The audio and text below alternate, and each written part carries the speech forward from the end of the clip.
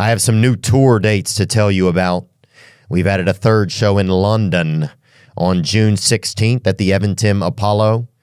We also have shows in New York City on May 31, Belfast in the UK on June 6th. That's an added show. June 7th is sold out. Idaho Falls, we've added a show on June 27th. Salt Lake City, Utah on June 30th. And Las Vegas, Nevada on July 5th and 6th at Resorts World Las Vegas. Get all of your tickets at theovon.com/TOUR. And if tickets are too expensive, just wait. We'll come back around. Make sure you buy them through our link and not off of a secondary site. Thank you guys so much for your support. Today's guest is one of the best-selling authors of the last 20 years. You may know him from his books, The 48 Laws of Power and Mastery, as well as The Art of Seduction, and more books. We're going to talk about relationships, human interaction.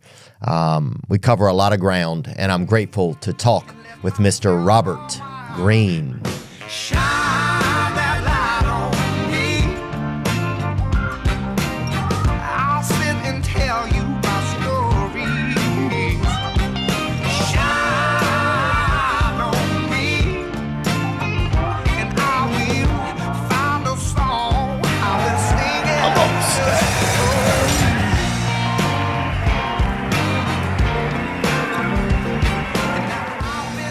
Thank you so much, man. Oh, you're very welcome. Really, I'll sign up before I leave. please. That's really, really nice of you. Oh, my pleasure. That's a wonderful gift to have. 48 Laws of Power right there. Yeah. Yeah, thanks for coming. Nice to meet you. Very nice to meet you. Yeah. Big fan. Oh, thanks. Same. Yeah. Thank you for all the inspiration. Thank you for taking the time to think and write down your thoughts and things that make you feel something or things that you feel are worth sharing with the world. Yeah. Well, it's been what I've been doing for 26, 28 years now. Hopefully I can keep going for another 10, 20 years. Yeah, unless the government puts like a word limit on people. Or else I get canceled or for some reason. Yeah. Yeah, I mean, I don't think so, though. I don't think so. I think we would. Sometimes I wish the government would put a word limit. Oh, sure, on a lot of people. Yeah. God, yeah. Because then That would be wonderful. You'd have to really articulate. You mean for books or just in talking? Maybe only in talking, because books, it's more of a choice. People can go to choose to look in it, and read it. But talking, it's like, you got 1,000 words a day. Yeah. Of course, some people would have more, some people have less if they're really obnoxious or irritating. Yeah. We cut it down to like 200 words a day. Yeah, maybe your neighbors vote on how many you have, or there's, Yeah. But yeah, I think it would be great. Then if you're like, especially like if a guy's like, a lot of guys would be like, hey guys, come over to the house today. Marjorie only has 4 words left this month. Yeah. That'd be wonderful, yeah. So the good times over here, we're going to be able to do whatever we want. Well, the ancient Greeks had this thing called ostraki, where they would put on little clay tablets, fragments of a clay pot. You could write down the name of somebody that you wanted to banish from the city. Yes. And then every year they would collect that and they would banish the person who got the most votes because it was inevitably the most obnoxious person in the whole city. Wow. Can you imagine how wonderful that would be if we had something like that? I would love that. Well, you would think if we get to vote people forward, we should be able to also vote people off the island. Yeah. Yeah. Right? Yeah. Oh, that would be so wonderful. And it could even start in your own home, With your kids. I mean, okay. Yeah. I think it's up to it'd be quite a topic for family discussion. Yeah. Oh, here it is right here. Ostracism. That's what the word ostracism comes from. Wow, that's pretty cool. They got that, yeah. Was an Athenian democratic procedure in which any citizen could be expelled from the city-state of Athens for 10 years. So you get a chance to get it together. Yeah. While some instances clearly expressed popular anger at the citizen, ostracism was often used preemptively. It was used as a way of neutralizing someone thought to be a threat to the state or a potential tyrant, though in many cases popular opinion often informed the expulsion. Wow. Wow, that's pretty cool. They put that up there. Wow. Broken pottery. Yeah, that's what I say. Shards were used, served as a kind of scrap paper. Yeah. Wow. That'd be exciting. Yeah, it would. It would, yeah. Let's bring it back. Yeah, let's bring it back, huh? Be a movement. Yeah, you've written so much, man. 48 Laws of Power, Mastery are the books that I've absorbed the most of, which is so nice to have this. This is so cool, man. I really lit up when you gave me that. Thank you. And a lot of what we talk about on this show for a lot of young men and women is purpose, you know, and what it means to have purpose and how to find purpose. And you talk a lot about that in Mastery. About purpose. Do you think that everyone has purpose? Well, it's a difficult question to answer. I mean, I believe that everyone, the way I look at it is, you, Theo, were born with a DNA that will never be replicated in the past or in the future. It's a unique marker of you, right?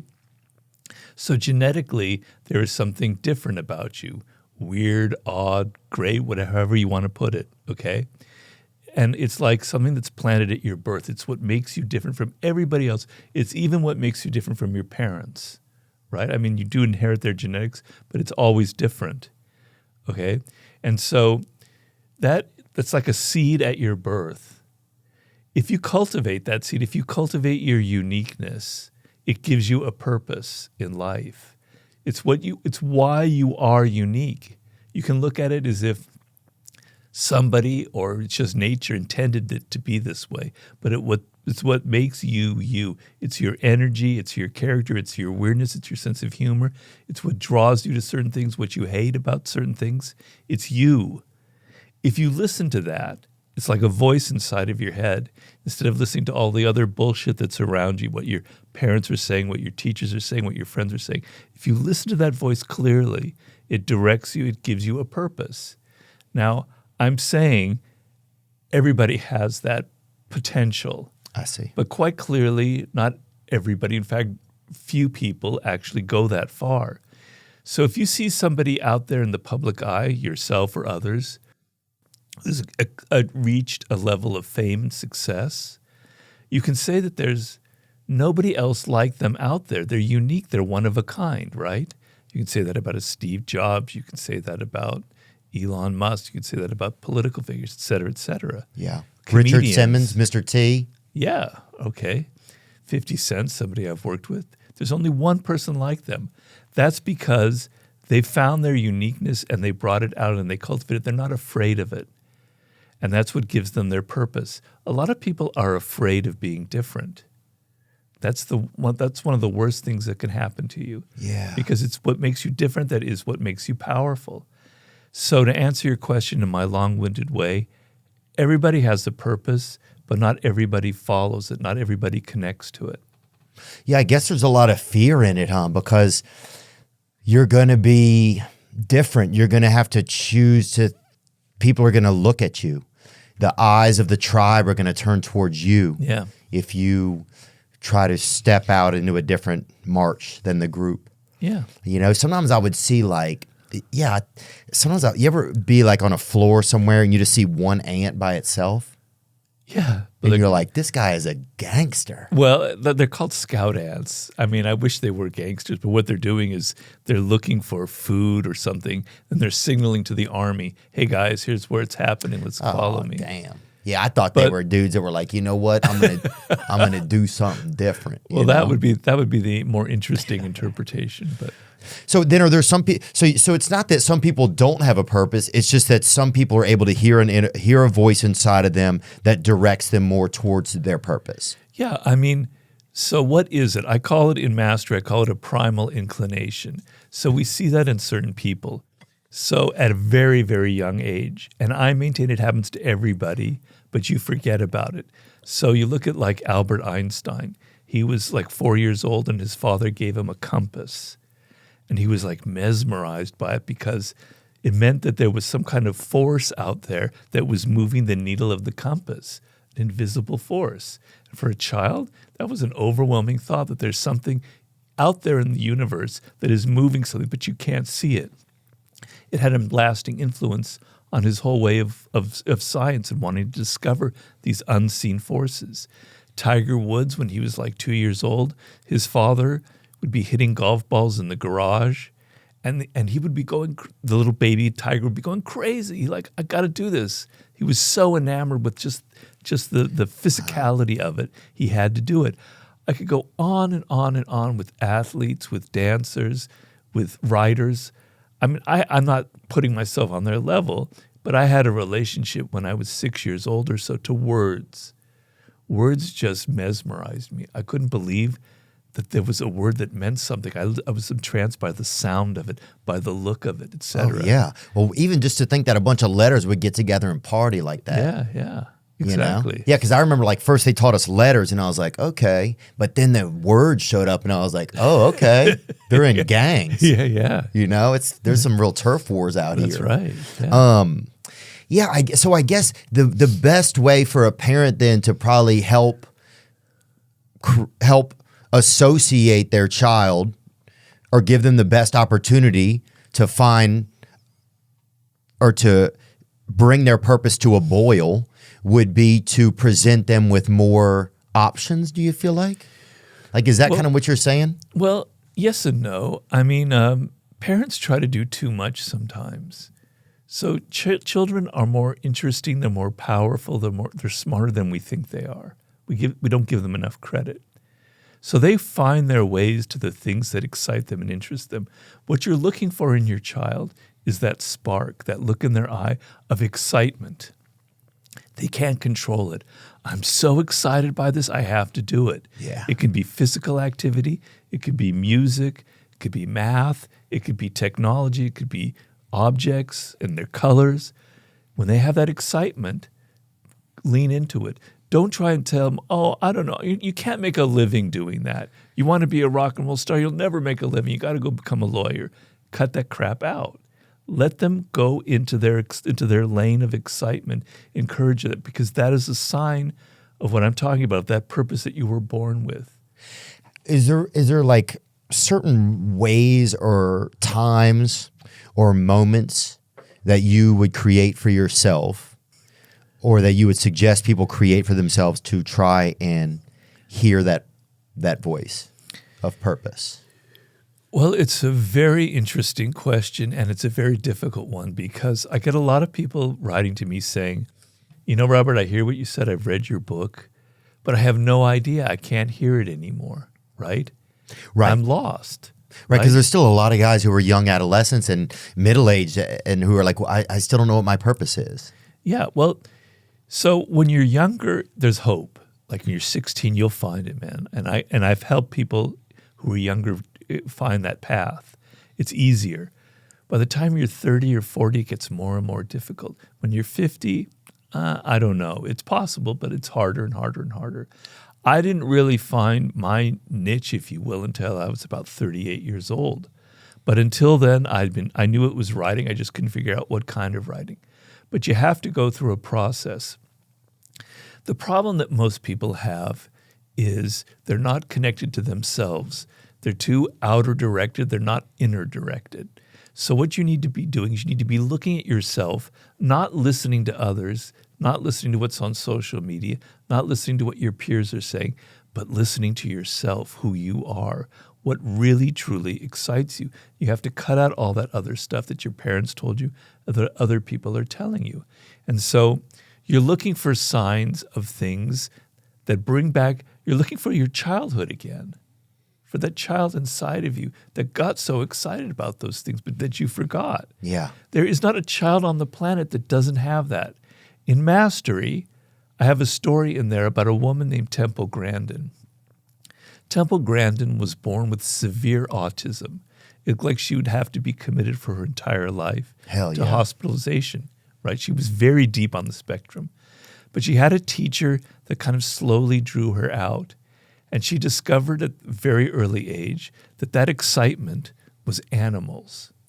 And a lot of autistic people and people on the spectrum have a very intense relationship to animals. It's humans that they can't quite relate to, but animals excite the hell out of them. Yeah, well, humans can be so trashy too. Yeah. And they can be so deceptive and tricky, but animals are genuine, right? She found it's animals I love. And she became a scientist dealing with animals, animal behavior. And so somebody born with deep, deep autism found her way to that voice. Yeah. So I bring that up as if someone like that can do it, anybody can do it. But it's that she really, really wanted to break out of the shell that she had been in. So it's the level of desire. If you're 20 years old and you're lost and you're worried about it, but you're hungry and you don't want to be like your whole life wandering, you have a good chance. But a lot of people don't have that energy. They don't have that desire. It's not strong enough in them. And it's going to be a very much more difficult process. Bring up Temple Grandin. I know didn't she create a more, I don't know if that's the right word, heartwarming way to decease the animals? Yes. I mean, you put it more or less correctly. I mean, her idea was cattle. She had a very deep connection to cows and cattle. They're going to be slaughtered anyway. She's not going to end. She herself eats steak, etc. She's not going to end it. But if you're going to have to kill them, so that, for people who eat meat, then let's do it as humanely as possible. Yeah. So she created a way. One of the worst things is the whole process of how we slaughter animals. It's so horrifying for them, right? So she had found a way to make them comfortable so that they don't really know where they're going when they're being led to the slaughterhouse, she knew exactly how to comfort them, how to make them feel soothed in those moments. A little more bait and switch. Just something to, just not make it so horrific. Yeah. Not make it such a haunted house. Yeah. Well, because also when they're so distressed, they release all these kind of hormones and things that are actually very bad for us as well. And then it's in the food. I believe that a ton. Yeah. So does everyone have the chance to find their purpose? Say if somebody they accidentally got a girlfriend pregnant in high school, something like that, and they got really put off track, developed a lot more responsibility. Because sometimes responsibility takes away the freedom that you have, even just the space in your life to feel anything. Right. But those people they don't not have a purpose. Maybe they just haven't been able to reach it. Well, yeah. I mean, these things happen to everyone. We're all human beings. We're flawed. We can't see the future. Especially when we're young, we make mistakes. We do things that we will later regret, etc. And I've dealt with people who say, I'm stuck in a horrible, horrible job. I have, just like your scenario, I have a child I have to support, a family to support, and I'm flipping burger. I'm working at Dairy Queen. I don't care, whatever it is, right? Yeah, selling things, braiding hair at the beach, something like that. Or telemarketing back in the day. Yeah. So what do I do? Well, the first thing you have to do is you have to realize that you have to want to get out of it, and you have to want it badly enough. So you got to figure out a path out of this trap that you're in. And it is a trap because if you're living paycheck to paycheck, it becomes a habit and it's going to stay with you your whole life. So every time there isn't a paycheck, you're going to freak out and you're going to go get the quickest, easiest job that you can get. You have to break out of that. So I tell people, even in the most despondent circumstances, first of all, think of what is that childhood thing that you loved? It doesn't have to be specific. It doesn't have to be a very specific job. It's just something that excited you. All right. Okay. We want to start moving in that direction. So let's say you're flipping burgers, but what really excites you is video games and programming, which is fine. That could be a path in life, right? Mm-hmm. But you want to be a programmer. You want to be the person creating video games. All right. So let's do some research. What is the first step what's the entry-level job that people take? What is the education that will lead to that kind of thing? All right, it's like 3 possibilities. You go to school, you study this, you get a job doing that, whatever. Okay, you can choose one of them, right? And you're going to start doing it right away. So you still have your job, you're still paying for your family, but you're going to go to school at night. You're going to take a side job. When you go home at night, you're going to study things on the internet, which is an amazing resource that nobody had 30 years ago. You're going to learn new skills in your spare time, even in the only 2 or 3 hours a day that you have. You're going to create a little space in your brain for moving in that direction, a little wedge that's going to open up. And I've had this feedback. Just knowing that that's happening, that's just knowing that's a possibility, that I don't have to be flipping burgers, that I don't have to be this horrifying, soul-sucking salesman my whole life, and that I can go this other route. It's enough to excite the hell out of you. It's enough to get you out of it. It's enough to give your life some meaning and some purpose. Yeah, and then you will follow that sort of thing. That energy, it's like it really becomes a magnet in your life. Yeah. How did you find your way? What was it that can you go back? Yeah, I remember, well, I wanted to, I think I wanted to make my mother laugh, you know? My mother was always stressed out. And wow. And I'm sorry, I don't mean to laugh at that. No, it's funny. It's terrible. It is what it is, you know? And she would, but sometimes she'd go lay in her bikini outside and have a beer or whatever. And so we'd left her alone on that during those hours. Yeah. But otherwise, I think I wanted to make her laugh. I don't know. The second I saw, this may sound crazy to some people. I remember being like it might have just been my bed, or I don't think it was a crib, because I hate when people say that I remember at 4 months old like that. I think that's insane. You don't remember that's shit. You've been using. Yeah.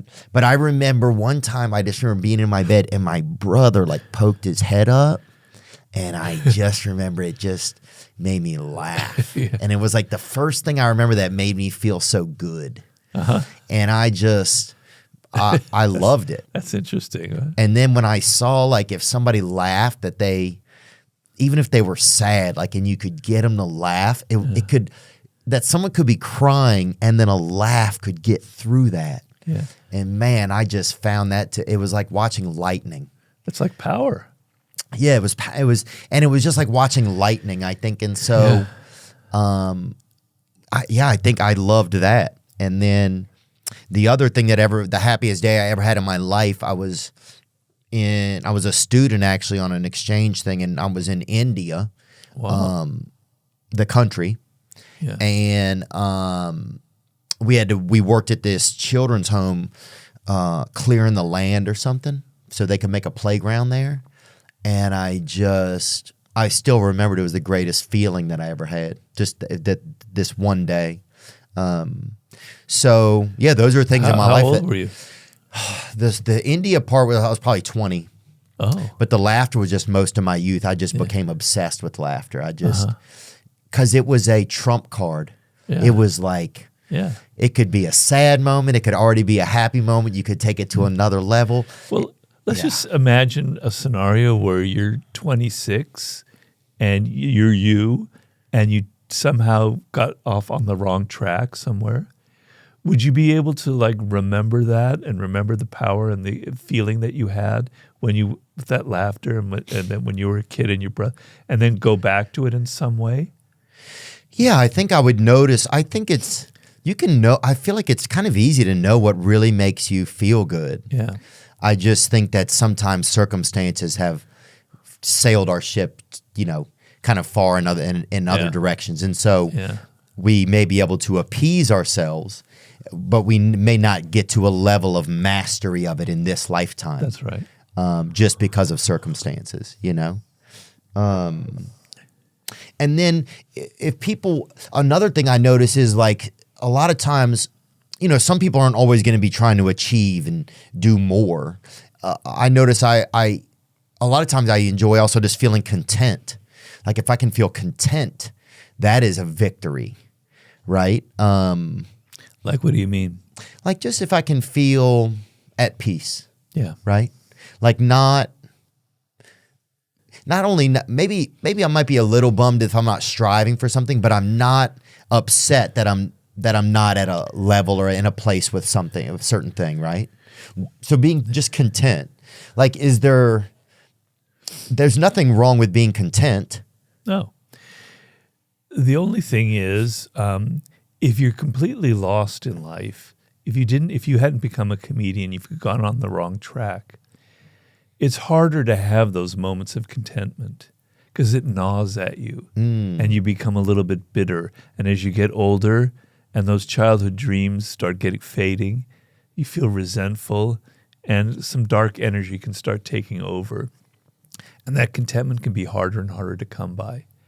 But to have moments of peace, to have moments where you're just happy and you've got your kids are you're raising them well, et cetera, that's fine. That's beautiful. That's another form of mastery. I just think, and I could be wrong because I'm not inside the skin of other people, and I've only known myself, I have to say. But if I could say that pretty confidently, but I have the feeling that if you don't know what you're doing and you're just flailing around in life, it's hard to have those peaceful moments in your day-to-day existence. Yeah. You may find them, but what will happen is you will try and grab, because this is the nature of the human animal, you will try to grab that contentment through quick things, through drugs, through online porn, through whatever that will give you that quick, instant little buzz of gratification. Oh, yeah. Watching porno. And that'll become your habit. And you'll feel kind of, I don't know if it's contentment, you'll feel something, some form of pleasure. But those pleasures become harder and they become smaller and smaller and smaller and quicker and quicker and quicker. And so it's a trap that you fall into.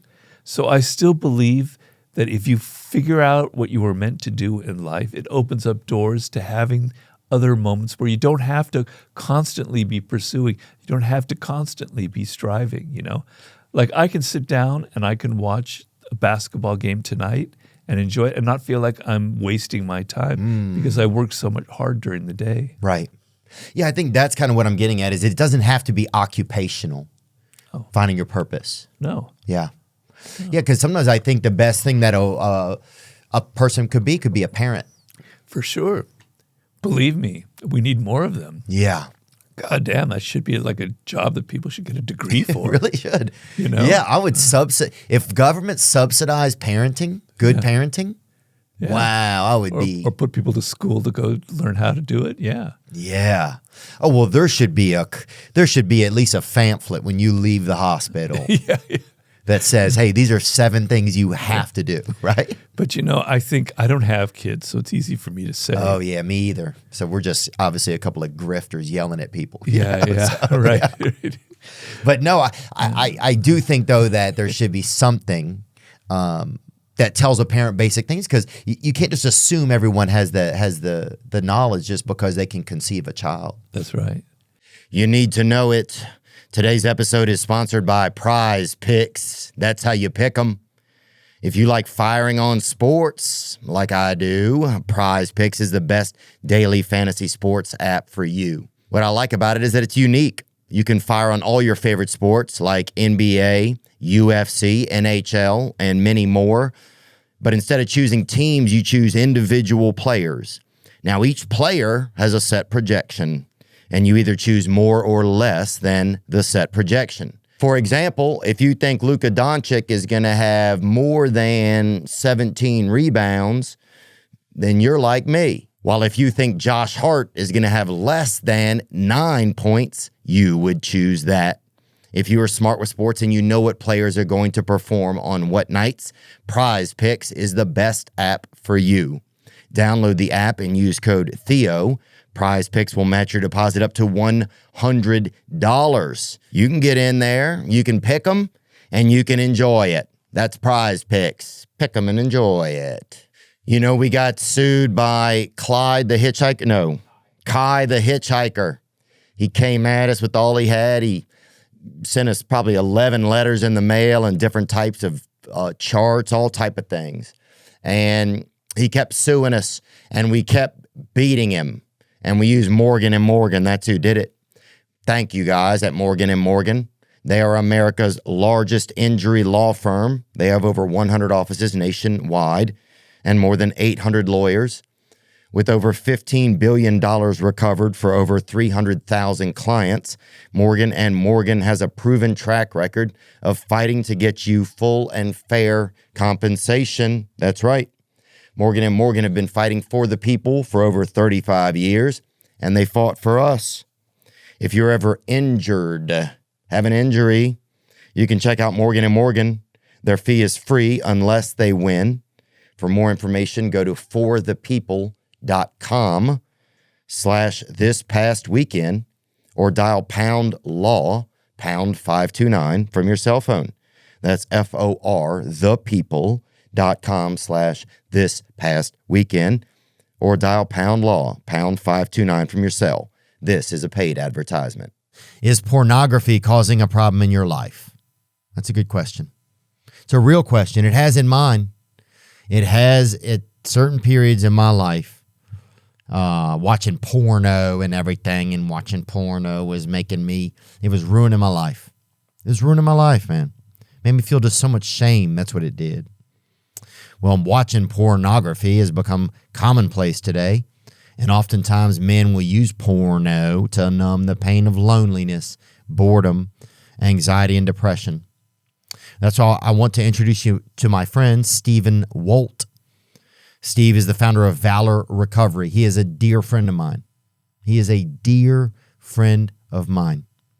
And Valor Recovery is a program to help men overcome porn abuse and sexual compulsivity. That's right. Their coaches are in long-term recovery, and they will be your partner, mentor, and spiritual guide to transcend problematic behaviors. There is zero commitment if you reach out to them. It's just the first step in trying to figure out if you may need some help, if you can get some help. To learn more about Valor Recovery, please visit them at valorrecoverycoaching.com or email them at admin@valorrecoverycoaching.com. The links will be on the YouTube. And again, there's no commitment when you reach out to them. But I promise you, only something positive will come from you reaching out and figuring out if what type of help, if any, could benefit you. Thank you. You talk a lot about how unique humans are, and just how rare, like how unique is it that a person exists? How unique is an individual? Well, it's something I'm going into in my new book, and I'm trying to tell you how you must realize how strange it is for you to be alive at this moment. I don't know if that's quite what your question is. No, but, I think it is kind of. How rare is it? Sometimes I want to be able to remember how rare I am. And not just me. I mean that as a voice of a human. I want to remind myself more often that I am one of one, and not me, but every person. Yeah. Well, the way I try to describe it in my new book, I'm not going to go into the full thing because it'll take hours. But first of all, the idea that our planet has life on it is incredibly strange and weird. It was like an accident, totally fortuitous. We know billions of other planets that have no life, right? So something snapped 3 billion years ago, 4 billion years ago that we don't understand. Wow. All right, from that point on, life evolved in this weird fashion. And there was this moment about 600 million years ago called the word escapes me. It's a period in history. Mesozoic? No. It's before that. It'll come to me later. It's 600 million years ago? 600 million years ago. Suddenly life became complex. It'll come to me at some point. Maybe it's the Cretaceous period. Spring or something? Cretaceous. Cretaceous. Wow. So suddenly complex life evolved. Cambrian explosion. Thank you, sir. Sorry, not to cut you off.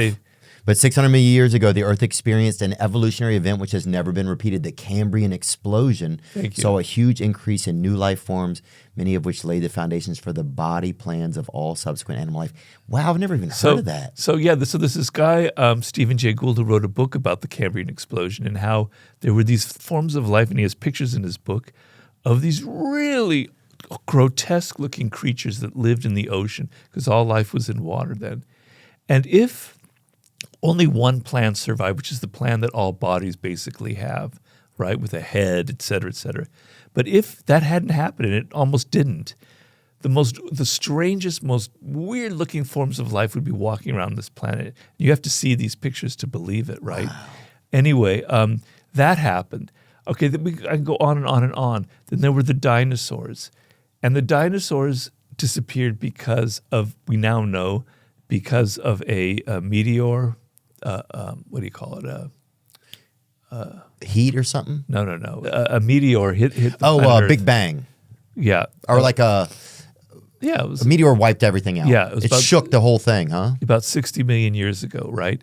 It ended up to the extinction of dinosaurs. Damn. But that meteor could have easily missed planet Earth. If it had shifted just a slight degree, it could have hit somewhere else, but it landed in exactly the spot in the Yucatan Peninsula that caused the greatest amount of damage. If that hadn't happened, dinosaurs would still be roaming the planet. And then we wouldn't. We wouldn't. Humans, about 80,000 years ago, nearly went extinct. There were only about 8,000 of us. We had been decimated by various illnesses, etc. We very nearly went extinct as a species, okay? So humans surviving all of that, surviving that life evolves, surviving that life evolved in the way that it did, that dinosaurs disappeared, that mammals came on, is extremely unlikely. And then add on to this, Theo, the fact that your parents met and there was a chance that the chance that they met was probably a bit unlikely. It could have easily been somebody else who was your father, right? Mm-hmm. And then you would still be you, but you wouldn't be you exactly. It'd be different. Multiply that by 70,000 generations going back to the earliest humans. Wow. If they hadn't met in a certain way, if they hadn't met each other, you would be you wouldn't be you at all, right? So the fact that you are here, the odds against it are so astronomical that I say in the book, you must have to sit down on your knees, and it's like almost like a religion. You must think, it is so strange, it is so miraculous, that I'm so grateful that I am who I am. It is incredible. There's a reason for that. You know? Yeah. Yeah, I think that's something, that we all should, it's like that you were here, like you were there is purpose in you. The universe chose this. Yeah. Whoever you are, the universe chose you. Whatever pain, whatever prosperity, whatever this walk is right now, that you were chosen for it. It's like, I feel like it just gives, I don't know if it helps me have some ownership when I'm thinking of myself, or I don't know what it does for me, but I think it's important to hear that, because I think more than ever now it feels like that individuality is getting lost for how rare we are to exist.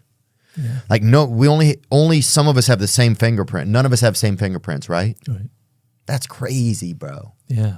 You know? And I think also is this I think I read that nobody has the same sphincter either. Which is the 11th fingerprint. Never thought of it that way. Yeah, so that's crazy. Just to think that at both ends they really got you sealed off, very uniquely. But it's definitely but I feel like for as unique as we are, we're losing individuality sometimes. And that's a problem that I feel like is going on today. A lot of it is social media. I mean, you don't want to beat that drum too much, but I think there's some truth to it. We're too much attuned to what other people are doing, and it's hard for us to think about what we want, what makes us different. A lot of young people going to high school. I mean, I remember when I was in high school, being weird and different. You could be laughed at, but I think it's much, much worse right now. Really? Yes, I do. I mean, I was kind of a loner in high school. Kind of was a hippie, had very long hair. Yeah. Did a lot of drugs. Yeah, buddy. Oh, there you are right there, Bobby Greene. Robert Greene right there. Wow. That's me. That's the 19-year-old Robert. Bro, you look like you were looping right there, gooming on some boomers. We were doing a lot of LSD at that time. Yeah. You could see the tie-dyed sofa behind me. They had a tie-dyed sofa? Look at that. Look at that thing. Yeah. We were like getting into the Grateful Dead, if you can believe it. Oh yeah, American Beauty. Yeah, that album was out. Yeah. Yeah, Working Class Dead was the one that Working Man's Dead was the one that came out just at that time. Who would you take it with, by yourself, or would you take it with friends? Oh, we took it with friends. Yeah. You really want me to go into this? I mean, Yeah. the drug that we really, really, really liked at this point, we're talking about the 70s. I'm an old dude, man. Was peyote. Wow, I never got to do it. It was really big because this was in Berkeley, and it was like the trendy thing. We would get there these buttons from Cactus from Mexico or Arizona, and they were, if you ate them, you would like be incredibly sick. So you had to pull out all these little hairs so that you could digest them without throwing up. Wow. Then you had to, and they tasted absolutely horrible. You had to put them into these tiny little pieces and eat it in like peanut butter or like a milkshake, so you didn't have just swallowed it. Man, you'd be tripping like you can't believe it. It was just unbelievable. Yeah. Totally transcendent. The most spiritual drug of all. Really? Yeah. How would it get more, because spiritual is a unique word to use, because LSD would get like freaky and weird sometimes. Mushrooms would get more spiritual, I felt like. Definitely. So peyote, you felt like went even more spiritual than that? I think so. Wow. I think so. I mean, I did it probably maybe about a dozen times when I was younger. Yeah. And I've done LSD and I've done mushrooms are pretty spiritual. God, I'm revealing all this crap of my youth, but no, I think it's important. A lot of people do these things, especially psychedelics are coming back more than ever now. Well, I must say I don't do them anymore. I mean, I've tried little tiny micro dosing of mushrooms. Yeah. I don't do it anymore, but it had a very positive impact on me. It opened my mind to things that I will never forget, right? Experiences that still resonate in my brain that I may not create through drugs, but I create through other means I like try to return to. Yeah. Spiritual sensations that are very powerful. So those drugs could be used, I say, for very positive purposes. They shouldn't be used just for partying and just for forgetting yourself, but they can be used to open what Aldous Huxley called the doors of perception. Yeah. That's a great way. Yeah, that's the biggest thing is just the perception. Because perception is how you change everything about your life. Like, mushrooms have helped me many times to have perception adjustment, to realize where I was being not giving myself enough grace, or just being trying to control things, just to have a little more. Yeah.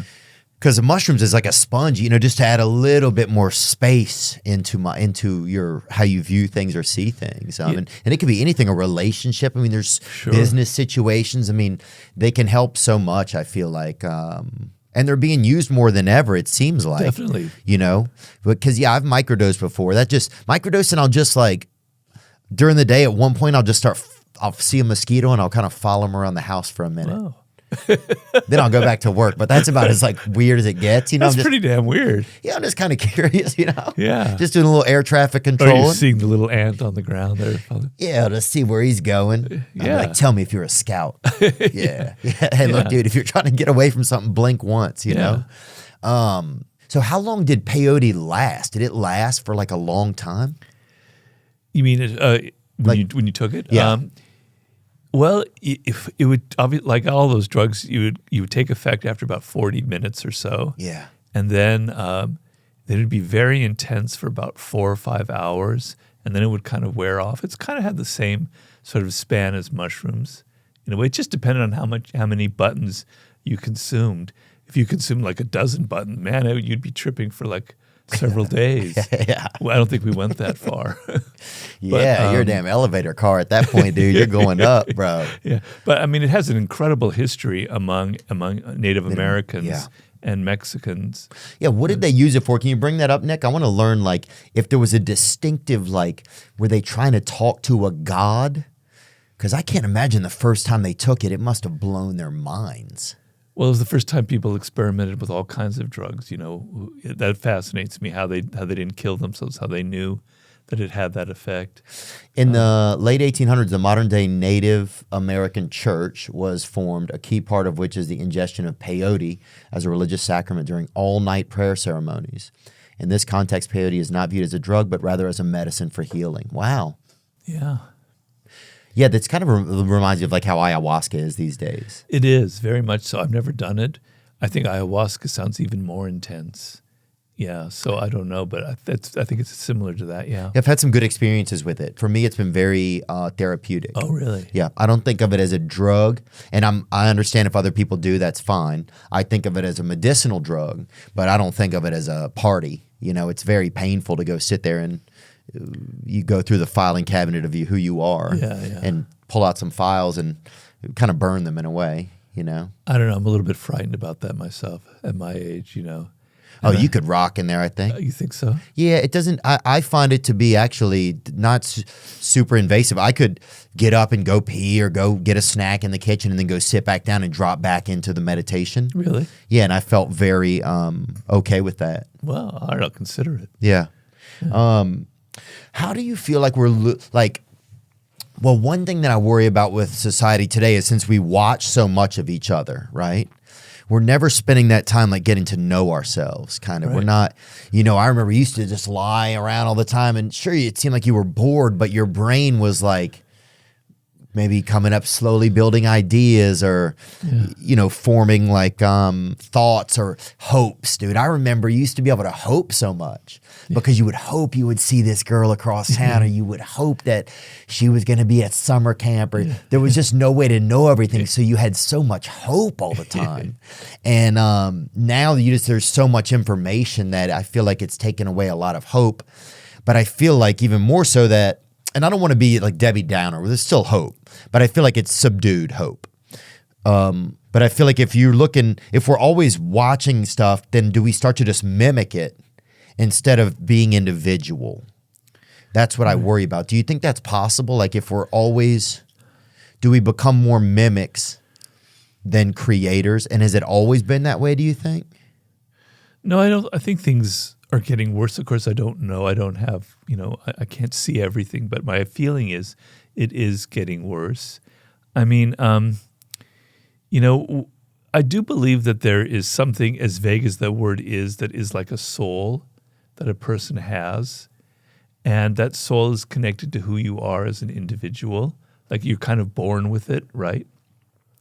And when you know who you are, when you go deep into it, when you connect to things that you really love, when you connect to your memories from childhood, to things that make you different, that soul's kind of alive. It feels alive. It feels vibrant. It feels right. Yeah. The feeling of rightness, which is I think people don't understand. Some things feel right, some things don't. Okay? And I know for myself, and I'm guilty of it, if I spend an hour on Instagram chasing this thing or that thing, or wasting my time on this website or whatever, I have this feeling like a bit of my soul was sucked out of me. Yes. That I kind of lost something, that I'm just this kind of machine that's just processing data, and I'm not a human being anymore. And I feel that soul kind of, it's like a vapor that's escaping me, right? So yeah, I feel like they got me. They tricked me. Yeah. The second I set it down, I feel like it almost takes a couple of seconds for you to get out of this trance. Yeah. In a way. It is a trance. And you're like, dang, they tricked me. They did trick me. Yeah. Because a lot of the algorithms and the entertainment value of it is so strong. Sure, it's entertaining, but with all the time you spend doing that, or that I or anybody spends, it's time that I feel like you could be doing things that would get me to know myself better. Yeah. But that's what I'm wondering, are the scales of that other stuff getting so heavy? So like, have they narrowed the algorithm so cleanly with everything, the pornography? It's taken away so many, like, it's frightening. It's frightening. That's what I wonder. Do you feel like there is a way for that? Is it just a cycle and there's a way out of that? Well, the possible optimistic scenario, which I don't know will happen, is that human beings have a spirit, and that we'll get so disgusted with it that we'll rebel, that a young generation will evolve, probably not Gen Z, probably 3 or 4 generations from now, that will find it so lifeless and so, you know, sick, but, you know, so unfruitful, not giving them anything, that they will rebel and they will be angry and they'll say, screw all this crap. I want to go back to something else. I want to go back to something in the past or whatever, however far back, or I want to create something new, a real revolution of sorts, a consciousness revolution. That can happen because human beings have that capacity. And it's happened before in history where we've gone through these cycles of kind of our soul disappearing. Really? And yes, definitely. And people kind of going crazy and moments of chaos. Yeah. Does one come to mind? Well, I mean, think of the people that have succumbed to things like Nazism or, those kind of things where they're mass hallucinations and being drugged. Yeah. And the Germans now, I mean, however, you might not like Germans. I don't know. I mean, they're nice people. I'm fine with them. I'm fine. I don't with know them. all of them. But they're not like that anymore, right? So they emerged from that. That's a good point. So kind of mass hallucination sort of thing. But there were periods, I'm going to get kind of wonky here, but I believe it was the 3rd century or 4th century BC in Greece, where they went through this incredible crisis where their belief, their gods, all that was disappearing. People who didn't believe in it anymore. And there was a crisis. Human beings need to believe in something larger than themselves. Yeah. And when they don't, things can get really nasty and chaotic and soulless. And I think that's sort of what we're going through right now. That's kind of what I'm writing about in my new book. But I think people will find their way back to it. It'll take young people who get disgusted with this kind of mechanical culture that we have. Yeah. Will that happen? I don't know. These algorithms, as you say, are insanely powerful. Yeah, it's like we're really up against this darkness that we've created, which is kind of fascinating too. It has very much a story. It's like all the stories, It's like the perfect story, It's like you create the Frankenstein. Yeah. It really is. When it comes to like individuality, right? Yeah. What is a good way for people to start to get to know themselves? Does it make sense to you what I'm asking? Yeah, it does. Well, I keep coming back to something that I tell a lot of people I think is very important is the desire to know yourself. So people are very good at faking it. And you could be out there listening and you go, yeah, I kind of want to know myself better. Okay, let me get online and get, they just forget about it because the other forces are stronger than them. You have to have a level, that if you're in recovery, a level of disgust. You have to hit bottom. Yeah. You have to go, I don't want to be like this anymore. I want to find out who I am. I want to touch that core of individuality that I know is still within me, that soul that I believe is still there. You have to have the desire. If there's no desire there, if you're just mimicking, if you're just saying it just for the sake of it because it sounds good, I can't help you. But if it's still there, yeah, you want to start by, the many paths you can take. A very good path is to take a journal and start journaling, right? And writing down your thoughts and writing down your dreams. And when I say that, I say, don't do it on a computer. I know a lot of young people don't know how to handwrite anymore, but pick up a pen. I still handwrite a lot of things. Pick up a pen and a journal and write it down. Dreams, I know this sounds woo-woo, but it's not. Dreams are really powerful, very interesting. They're going to tell you a lot about yourself, right? Mm-hmm. It's going to tell you about those journeys your brain takes at night that are pretty fantastical. Okay, you write that down. You go back into your childhood and you go, what was it that made me so different, that was so weird about me? What was it that I was attracted to? As you go through that process, things will start coming up. It's like you're digging, you're excavating, like you're an archaeologist into your own past. Yeah, it's like using a brush and brushing off and you see a little bit of bone and then you're like, what other questions can I ask around here that might help me remove a little more dirt? Yeah, and memories will come up, like your memory when you're 2 years old and your brother popping up his head. Things will start coming back to you. And you'll start connecting to who you were when you were young, and you're connecting to who you were as an adolescent. Adolescence is an extremely important part of our life. It really is almost the most formative part. It's where we really made that turn into this or into that, right? And I find returning to your adolescence, returning to those strong, powerful emotions that you felt, those sexual things that were just so overwhelming. Yeah. Those other things that, that were happening.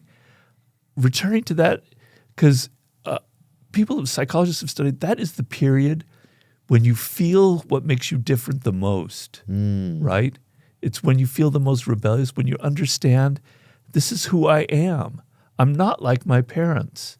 You're 13, you're 14, all of a sudden you go, I don't have to be like mom or dad. In fact, I want to be totally different.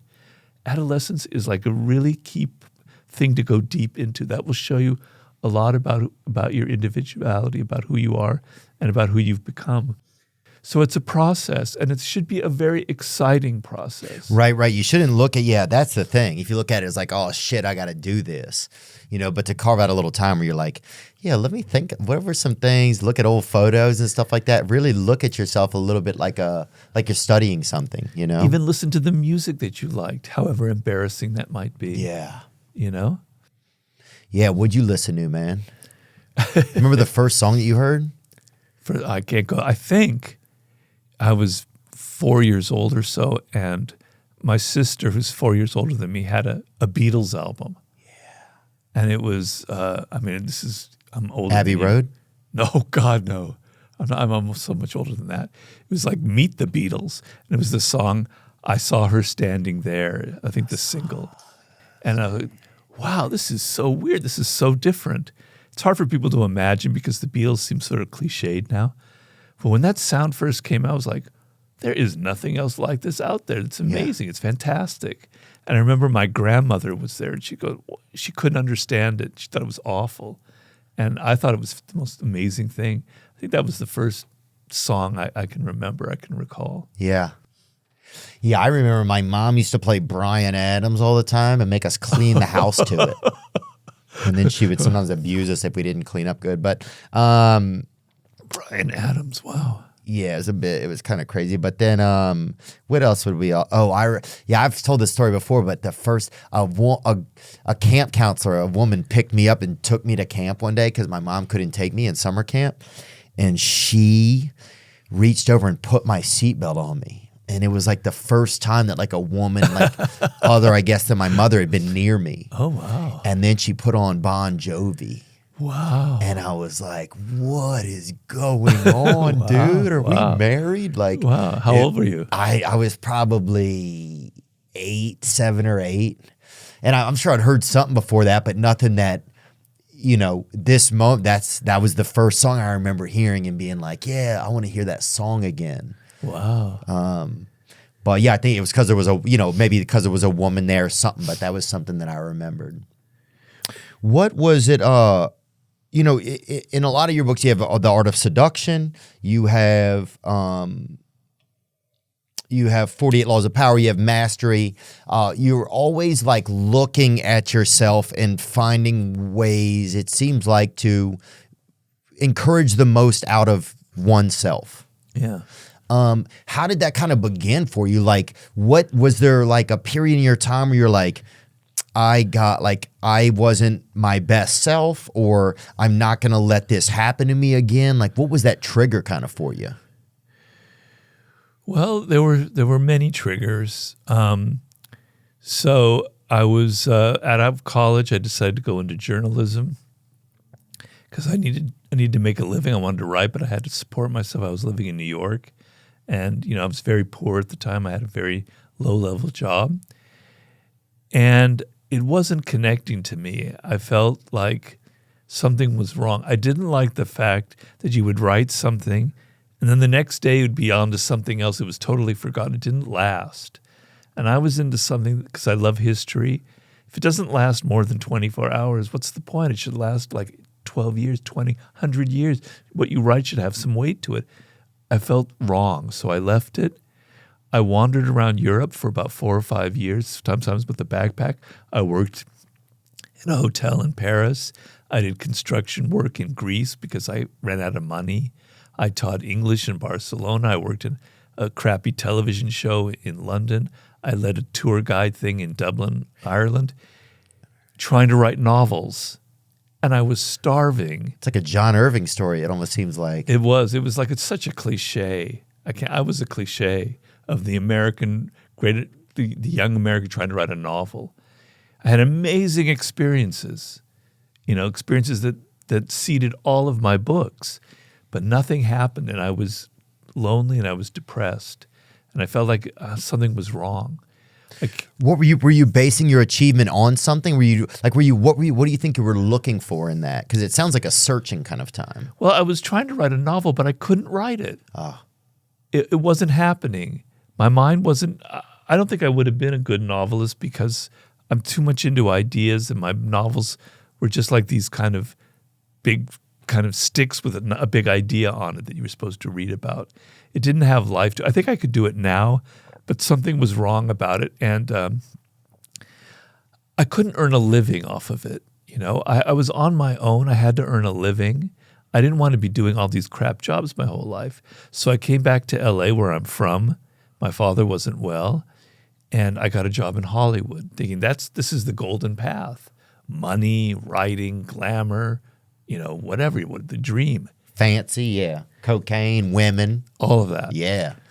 And none of it happened. It was Damn, well, I mean, I had the cocaine and all that stuff, but I didn't have the success. Yeah. I had all the other stuff, but none of the really stuff I was after.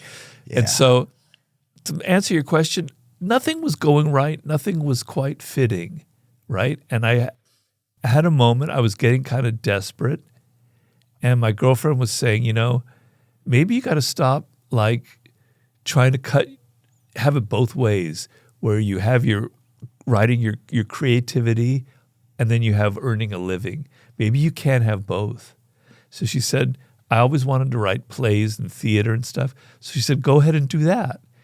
And that was a kind of a turning point where I'm going to stop trying to just be this person that other people wanted me to be, and I'm going to follow what excites me, even though I can't make a living in it. And that was a very important part. It meant like, yeah, I can do something that's kind of fun, and maybe it will turn into something. Well, it's the same thing you talk about in Mastery too, kind of that we were talking about earlier. Yeah. And then, so sometimes fate has its weird ways of operating. Mm-hmm. Just as after I had done that, writing the plays, we put them on here in Los Angeles. We performed them. I acted in them. She directed them. We did all the work ourselves. Very strange plays. Right after that, I met this man in Italy who offered me the chance to write a book. And something clicked in me going, Robert, all the bad choices in your life, all the mistakes, everything can turn on this moment, right? You can go from being this kind of loser in your one-bedroom apartment in Santa Monica. You could somehow turn this around. A book?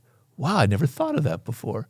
Not a novel, but a nonfiction book. I see. So you've never considered that. Of course not. If you're thinking of fiction, you're thinking of like the F. Scott Fitzgerald. You're thinking of like a magnificent piece, on the road with Kerouac. You're thinking of something that's going to change the tides, Exactly. But then you're like, oh, damn, like a nerd book.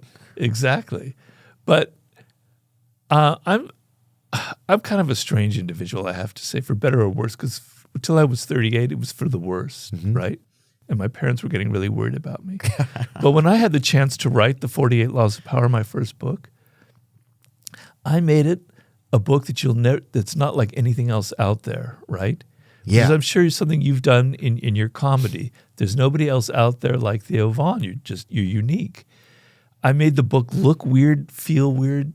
Nothing about it was like anything else. It was dark. It was kind of like language was a little bit strong. It was controversial. It even looks biblical almost, this one. That one, yeah. This copy. The coolest thing is the face that's in this. There's two faces. Oh, one of them Benjamin Franklin, one of them's you? Oh, no, wait. One of them's Henry. No, it's Machiavelli. Oh, Machiavelli. And me. I was thinking it was a guy from Black Flag. You know who that is, Henry? Henry Rollins? Yeah. It looks like Henry Rollins? A little bit.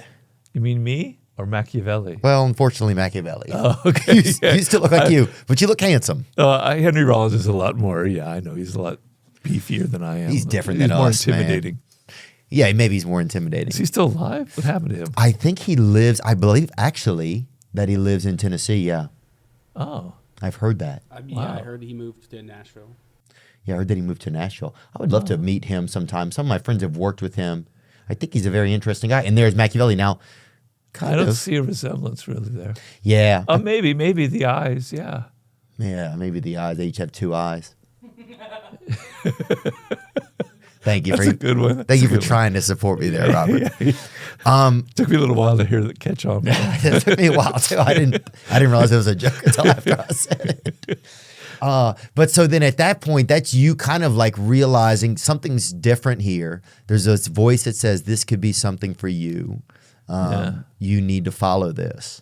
And was it hard for you to like start to make that happen for yourself? Well, as I said, I was 38 years old. I hadn't really amounted to anything. And this guy, Joost Elfers, who's the producer of the book, he offered me this chance. I pitched to him what turned out to be the 48 Laws of Power. He got so excited. So what happened was I went home to LA and I go, Robert, it was before 50 Cent coined the expression, but it's either get rich or die trying here, right? You either make this book work or you're just going to be floundering the rest of your life, right? So I was so motivated. I was so hungry and desperate, and that this had to be it, that I put everything I had into it.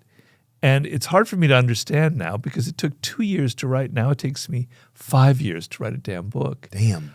All that research, all that creating something that hadn't been out there before, I don't know how I did it, but all I can say is there was something else inside of me that was so hungry that it made it happen. So there wasn't any like, I can't do this kind of thing. It was like, if I don't do it, that's it. I have in one book, in my book on strategy and warfare, this thing that I call death ground strategy. It's a great expression. It comes from Sun Tzu, and it's if your back is to the ocean or your back is against a mountain and you're fighting the enemy, you're going to fight with 10 times the energy because it's either conquer them or you're going to die, right? So you put yourself on death ground. You either succeed or terrible things will happen. You find energy that you hadn't believed you had. You'll find creativity that you hadn't believed you had. Did you lock yourself in a hole or something? Did you did you create that scenario for yourself? Did you change your habits? Because it seems like you have to really change your habits to produce something that. Well, I had good work habits and I had learned how to research. But one thing my girlfriend did was I had this cat who just would never leave me alone. Oh, yeah. He was so attached to me. And quite honestly, he probably made it so I couldn't write a book. So she created this table, this very thin table that would fit right in here on the chair. I could put my laptop on. He couldn't get on it. Oh, wasn't enough space for him. No. Wow. And that allowed me to write the book. Damn, dude. They say a cat also, and I'll tell you because I know this, but a cat will, if you die, a cat will probably start eating your face within like 48 hours. That's very nice to hear. Thank you for sharing that. You're welcome. I'm not going to look at my cat the same way now. Yeah. But I just want to let you know, so don't be shocked that they want to stop you from writing a book. Okay.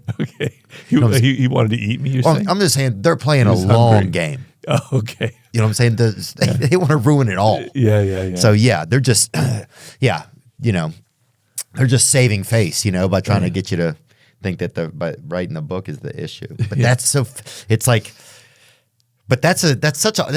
almost such a metaphor. Like I'm going to make a table that a cat can't get on, and that way I'll be able to write my book. We still have the table. It's really cool looking. She made it. She painted it. She made these kind of backgammon signs on it. It was really cool. Oh, that's super cool. Yeah.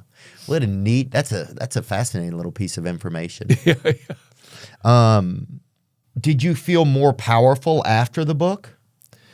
Well, I couldn't have felt less powerful because I had no power really up until then. But you don't know because a lot of things fail in life, right? Oh yeah. And the book could have flopped easily because it was so different and weird. And so I had no idea.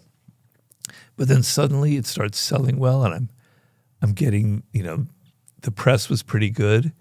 And I remember in early 1999, I was invited to Italy for a book tour. And this was like the strangest moment of my life, probably. I don't know if you know, at Disneyland, They have Mr. Toad's Wild Ride, where it's like he goes on this really weird adventure and it kind of blows your mind if you're like 4 years old. This was like my Mr. Toad's Wild Ride because suddenly I was invited to this conference where I was mingling with Italian politicians, where paparazzi were following me around and taking my photograph. I went, well, who am I? But this was the land of Machiavelli. And the 48 Laws of Power seemed really great to them, right? So suddenly I'm starting to realize, well, maybe this book has legs. Maybe something will happen. Then a couple of years later in Playboy magazine, there's an interview with Jay-Z, and Jay-Z quotes the 48 Laws of Power. Wow. I would go, wow. It's like infiltrating that far. That's pretty interesting.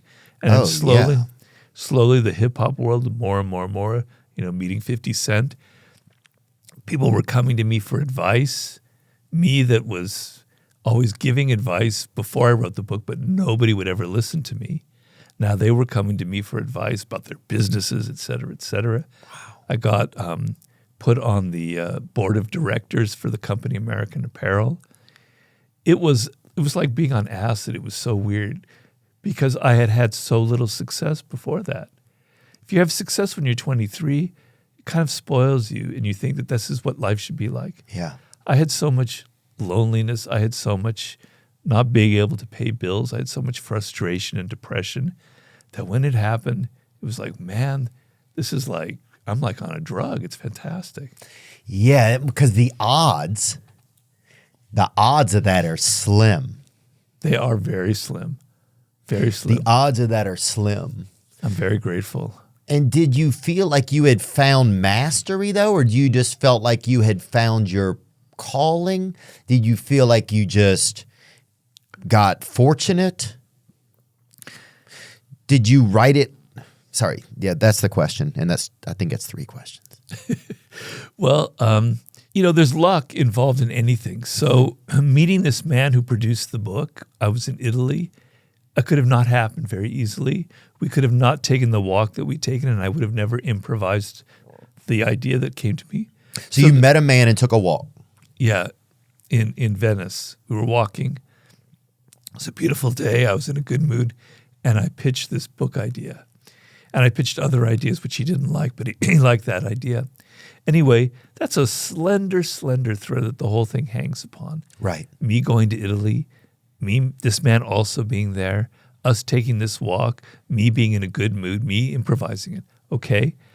But but it's just as unique as going back to like how people are created, how an idea, how something magnificent happens, how something unique happens, that this had to happen. Your grandparents had to meet each other on a ship, or somebody had to be a slave, or somebody had to work at a Chick-fil-A or whatever. It's like there's all these little things, you know? Twists of fate. Yeah, just twists of fate. Sorry, go on. So, if that hadn't happened, there wouldn't be any book. But on the other hand, I might have, there's some feeling that, I don't know if people out there can relate to, but some way I had a feeling like it was meant to happen. Mm-hmm. That something about me or him drew us together, and that all of those bad experiences in life, all of the really awful bosses that I had, and I had some really bad ones, right? Roger, too. I had this guy, Roger. Roger, what was he? He was a damn deviant, dude. He would make us work, and he would sit in his car also and smoke weed a lot of the time. But whatever. Where's Roger now? That's a good question. I know his wife left him. I'm not sure. Okay. But he also he did lead our like company bowling team or whatever. So that was like the one redeeming thing he did. Well, that's pretty impressive. It was nice of him to do. Yeah. So he bought us all jerseys and everything. But anyway, go on. Sorry. I'm sorry. Well, that's a great story. Anyway, so what other books did you pitch him that day? You shouldn't ask that question because I remember. So I really was into Louis XIV for whatever reason. Yeah, I'm from Louisiana, so. Oh, okay. There you go. Louisiana Purchase.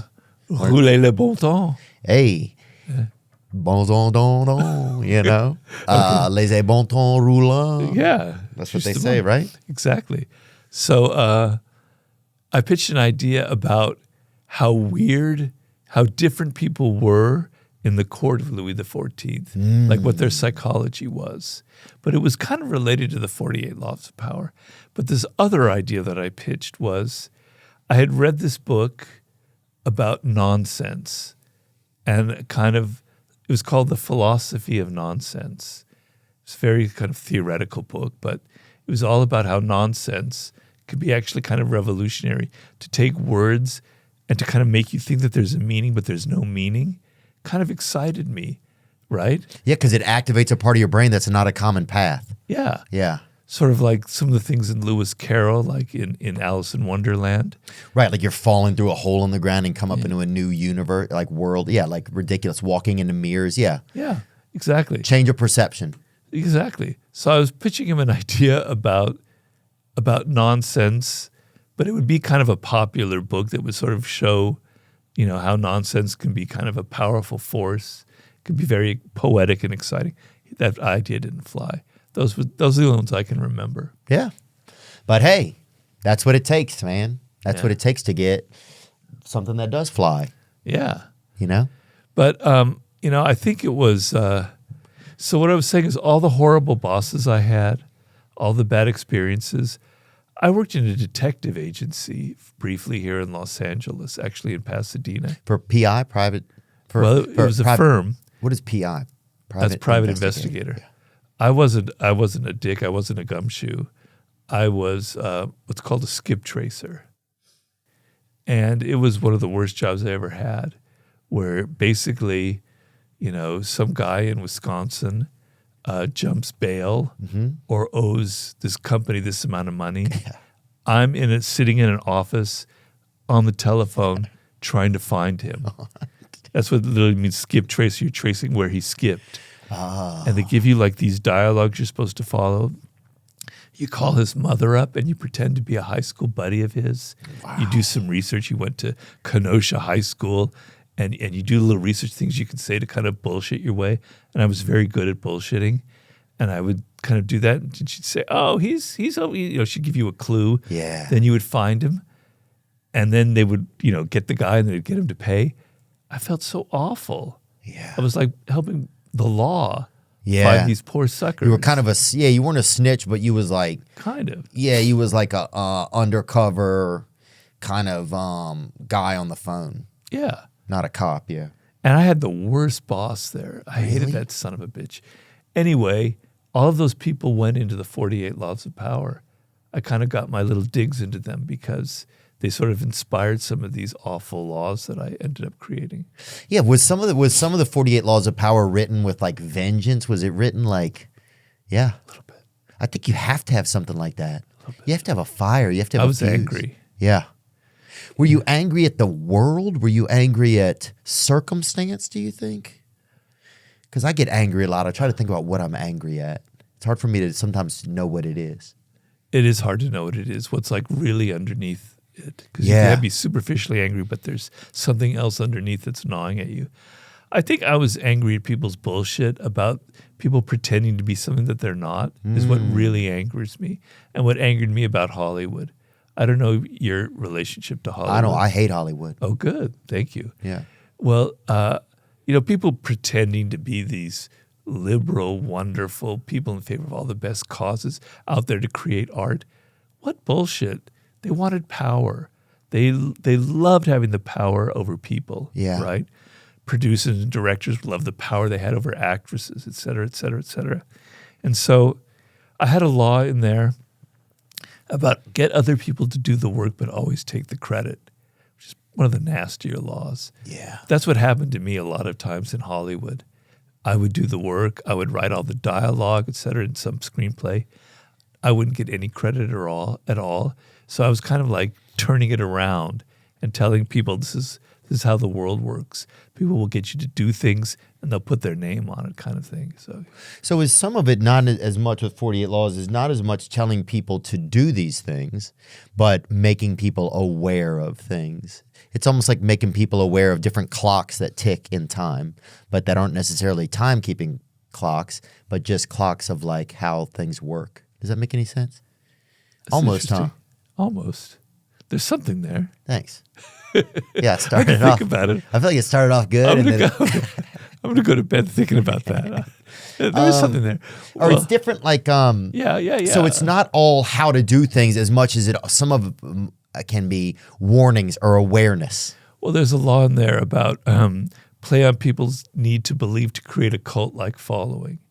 And the idea is that there are a lot of cults out there. Yeah, there's a lot of cults. Definitely 30 Seconds to Mars, I think, is one. What's that? It's a band, I guess. It's also like a GPS estimate, I guess, if you drive a space shuttle or something. Excuse my ignorance. Yeah, no, it's I'm just joking. It's Jared Leto's and his brother's band. I'm just joking. Oh, Jared Leto, okay. I am joking, but people always say that it's a cult. Oh. But there's a lot of different cults out there. Yeah, so I'm not telling you to go out and create a cult. Right. Although you could if you wanted to. I'm saying that you might be in a cult right now. And here's how to recognize when you're in a cult. These are the things that people do to kind of trap you into a cult. They create like an us versus them dynamic. While there's an enemy out there that's trying to destroy you, better stay inside here where it's us. And then they create, like they use numbers a lot. Like this is the 5th level of the 6th domain that you have reached. Then you know, brother, you're in a cult. If that's what you're hearing that. So it's not so much like go out there and create this cult, but like, maybe you're in one, and here's how to recognize it. Yeah, dude, that's hilarious, man. Especially now with the media, it's like it's definitely become cult-like behavior, and with their force over society. What do you think has more effect on us these days, our government or our media? Like, who's a bigger power, Hollywood or the government? Well, Hollywood, and you're also saying like the tech world, like social media, I'd say they have more power. I mean, I don't know what the numbers would be. I'd have to say like 70% and 30% would be the government. Yeah. I mean, at this point, though, it's reaching a point where the government and the media are kind of becoming one. Oh, bro, I'll tell you a story. So I'm at the mall the other day in Century City in Los Angeles, right? West Los Angeles, kind of. I'm in there. A construction guy walks through. He's like, Theo, what's up? Wow. So I start talking to him, and he's like, dude, guess what we're building? I'm like, I don't know. I thought maybe it could have been like a Hardee's or something. He's like, we're building like a 20-story building. And 10 floors of it are the CIA, and the other 10 floors are a management company, Hollywood management company. That's pretty spot on, right? I was like, you got to be kidding me. He goes, bro, I wish I was joking with you. He's like, that is exactly who's going to be in the building. Yeah. Because I was like, who's going to be in the building? He's like, you're never going to believe it. I'm like, wow. I used to be, I might still be, I don't think I am. I was with CAA when they were trying to make movies out of my books. And you go to that building, and they call it like the Death Star. I forget, maybe that's the name of it.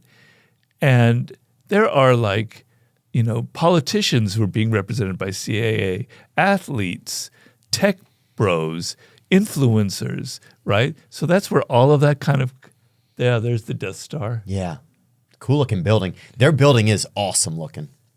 Yeah, it's pretty frightening though when you go inside. It's like all these people, everyone's like wearing a suit. Yeah. It's almost like Dianetics. What's that called again? Scientology? It's almost like Scientology. Like Scientology? Hollywood's version of Scientology. Yeah. Anyway, thank you. Yeah, that's a pretty building though. Yeah, so it feels like there is a merging these days of the government and social media. To me, social media is definitely the power. Oh, for sure. That's what it's like. That's all the influence. I mean, the government couldn't even keep the post office open. Yeah. Yeah. I mean, damn, dude. The post office is crazy, dude. You can go in there and just ask for mail, and they'll give you some mail, bro. Oh, really? Yeah, you don't even have to have any. They're just like, here's some mail for you. You know, it's try that. Yeah, it's gotten way. They really lowered the bar on like rules or whatever. Yeah, but the technology people, they've read all of the books on marketing, on psychology. You know, Mark Zuckerberg. They figured the whole thing out. Yeah. They know how to move us around like little puppets on a string, you know? So, yeah, I wonder if we'll get to a point in, I have to pee. Do you or not? I have to pee. You do? You go pee, and then I'll pee after you. Okay. But I wanted to ask you, do you think like Hollywood has like an agenda?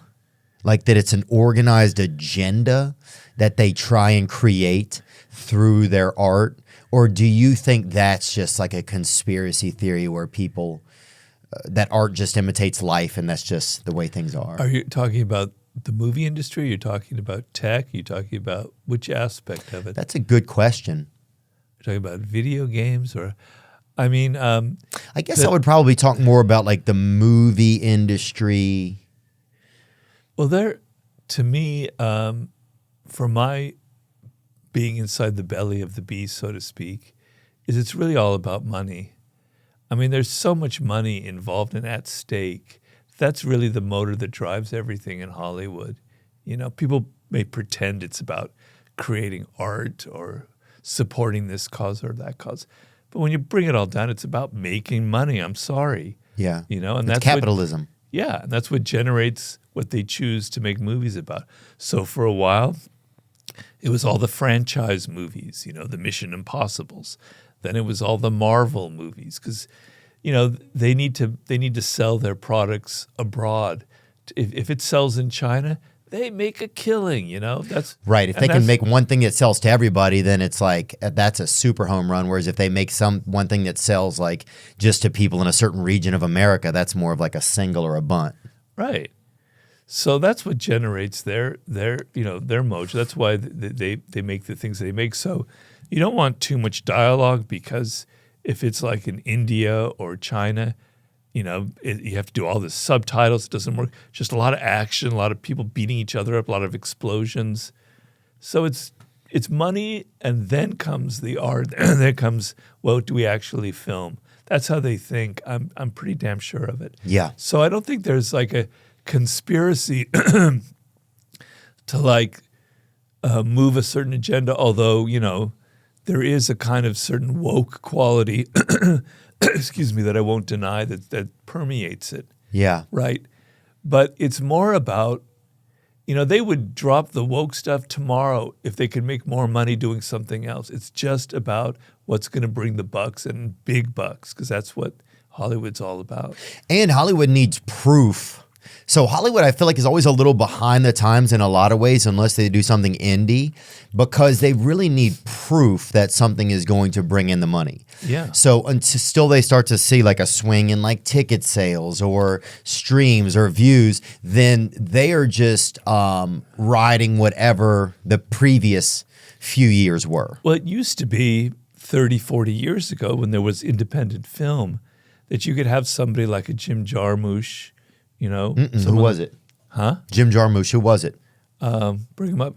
Yeah, bring up Jim Jarmusch, please. He was a really interesting film director. He might have been from the South in like the 80s and 90s. Let's bring him up. Yeah, Jimmy Jarmusch, baby. Hey. But what were some of the his Fonz, movies? huh? He did that movie with Tom Waits that I really like. I haven't seen that. Down by Law. Huh? Down by Law? Down by Law. Thank you. Yeah.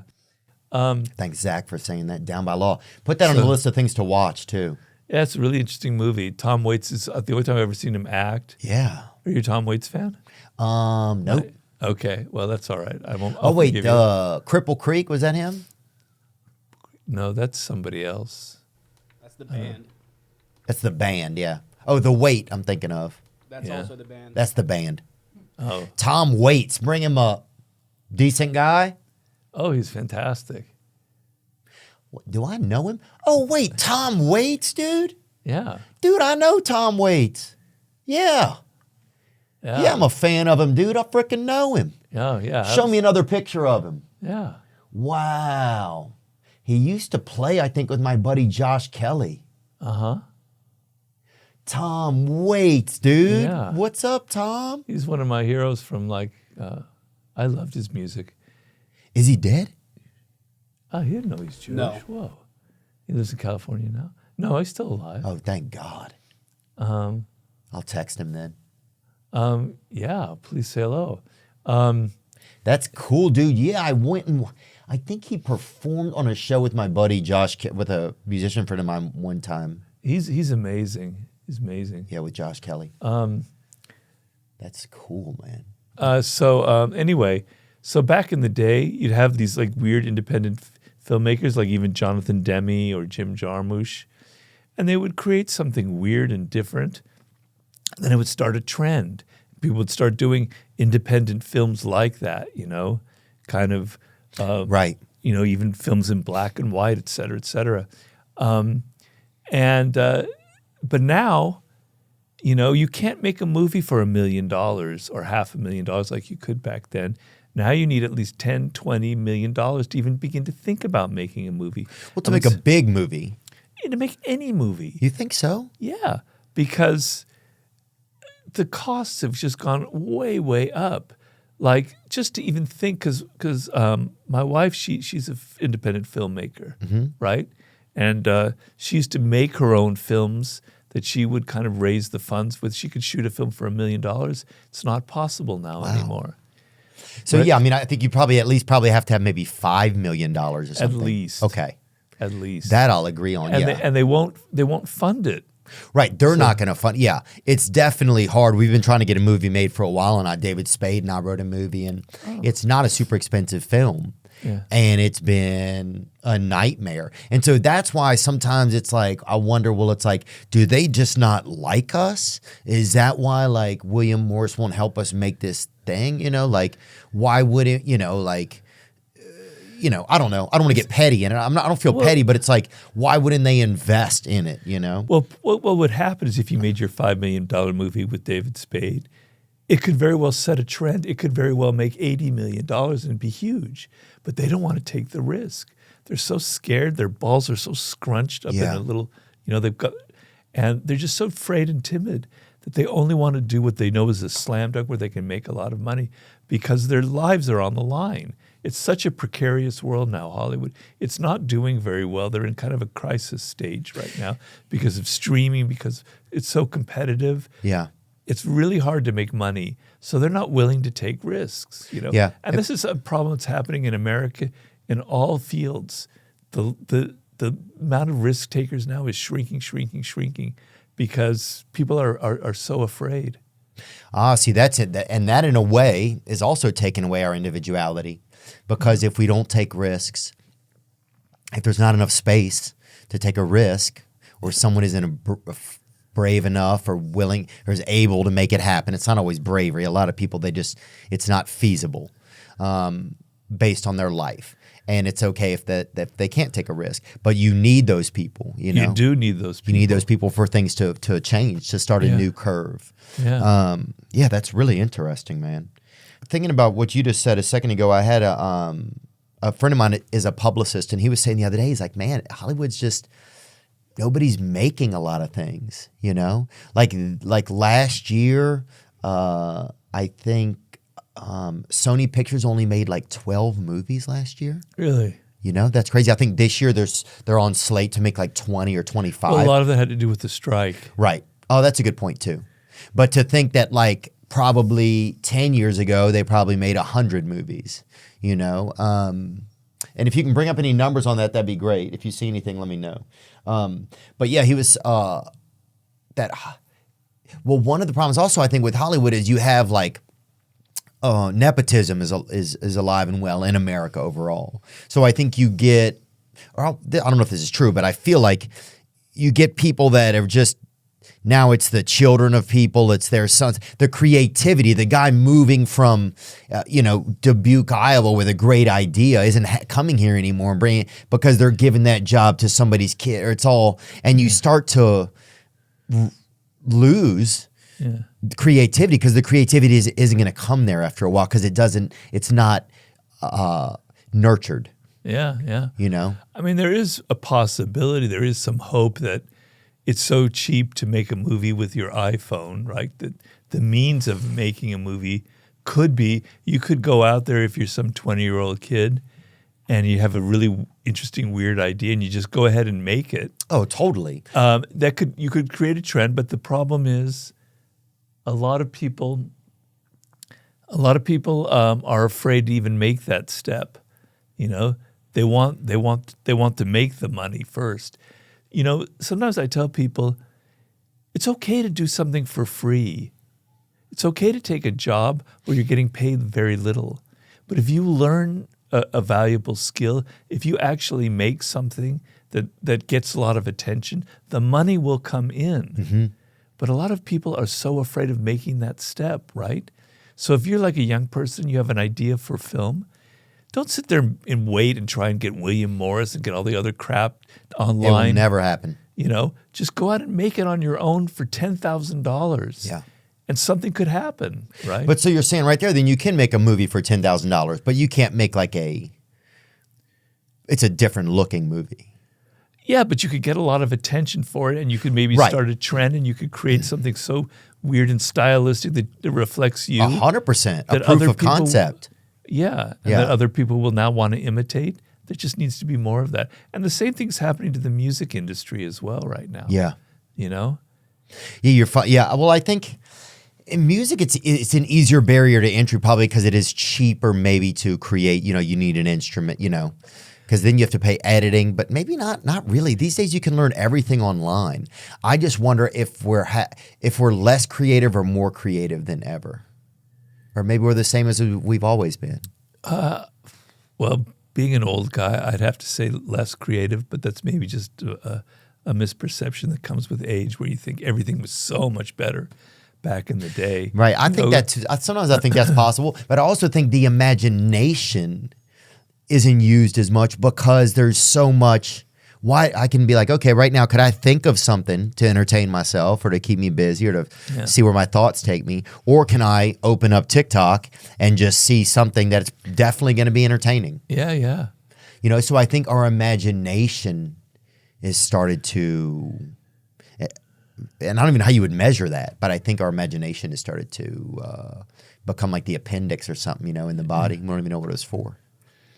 Back in the day, George Carlin had a routine. You know George Carlin? Oh, yeah. About when he was a kid, he would just pick up a stick and he would play with it and he would create all these amazing games with just a stick that he found on the road. Yeah. He'd sit there and poke it and look at the animals and then he would invent this, that, and the other. And he was like bemoaning how nobody can take a stick anymore and imagine something with it, you know? He had a much funnier way than I'm saying it right now.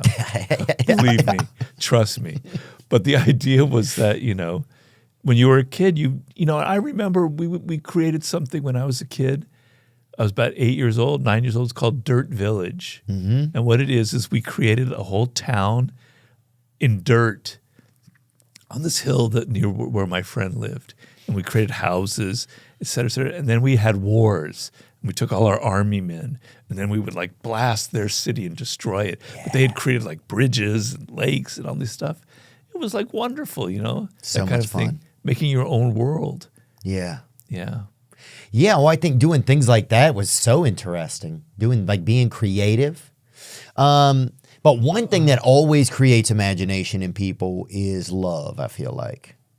That's something that like, you know, always like the risk of the siren in the distance, you know, always was that was a big factor for me, I think. Yeah. That always like sparked my imagination, whether I was writing a girl a poetry or making a collage, doing something, you know, trying to create romance or something. Or figuring out how to seduce her and how to strategize and where to take her and what would impress her and all that other stuff. Yeah. Yeah, and I mean, I didn't think of it. It's weird because you think of it, I guess seduction isn't just sexual, is it? Oh. Okay. So yeah, because I would think about like, yeah, what could I go do that's nice with my girl? What would make her care about me? What would make me show her that I care about her? I loved that stuff when I was young. Yeah, me too. you know? Yeah, I mean, I think online porn has definitely degraded those skills. Oh, it's You know? ruined so much. I'm amazed that we allow it. I mean, you used to be like, if you wanted to meet, you were feeling lonely, you'd go to a party or a bar or something. It took some guts. You had to like get out of your house. You had to take the risk of somebody saying no, you know, and you were kind of afraid and timid. Yeah. You're kind of trembling, and then maybe you had a few beers and things went a little bit better. But it took like a skill that you had to develop, a people skill.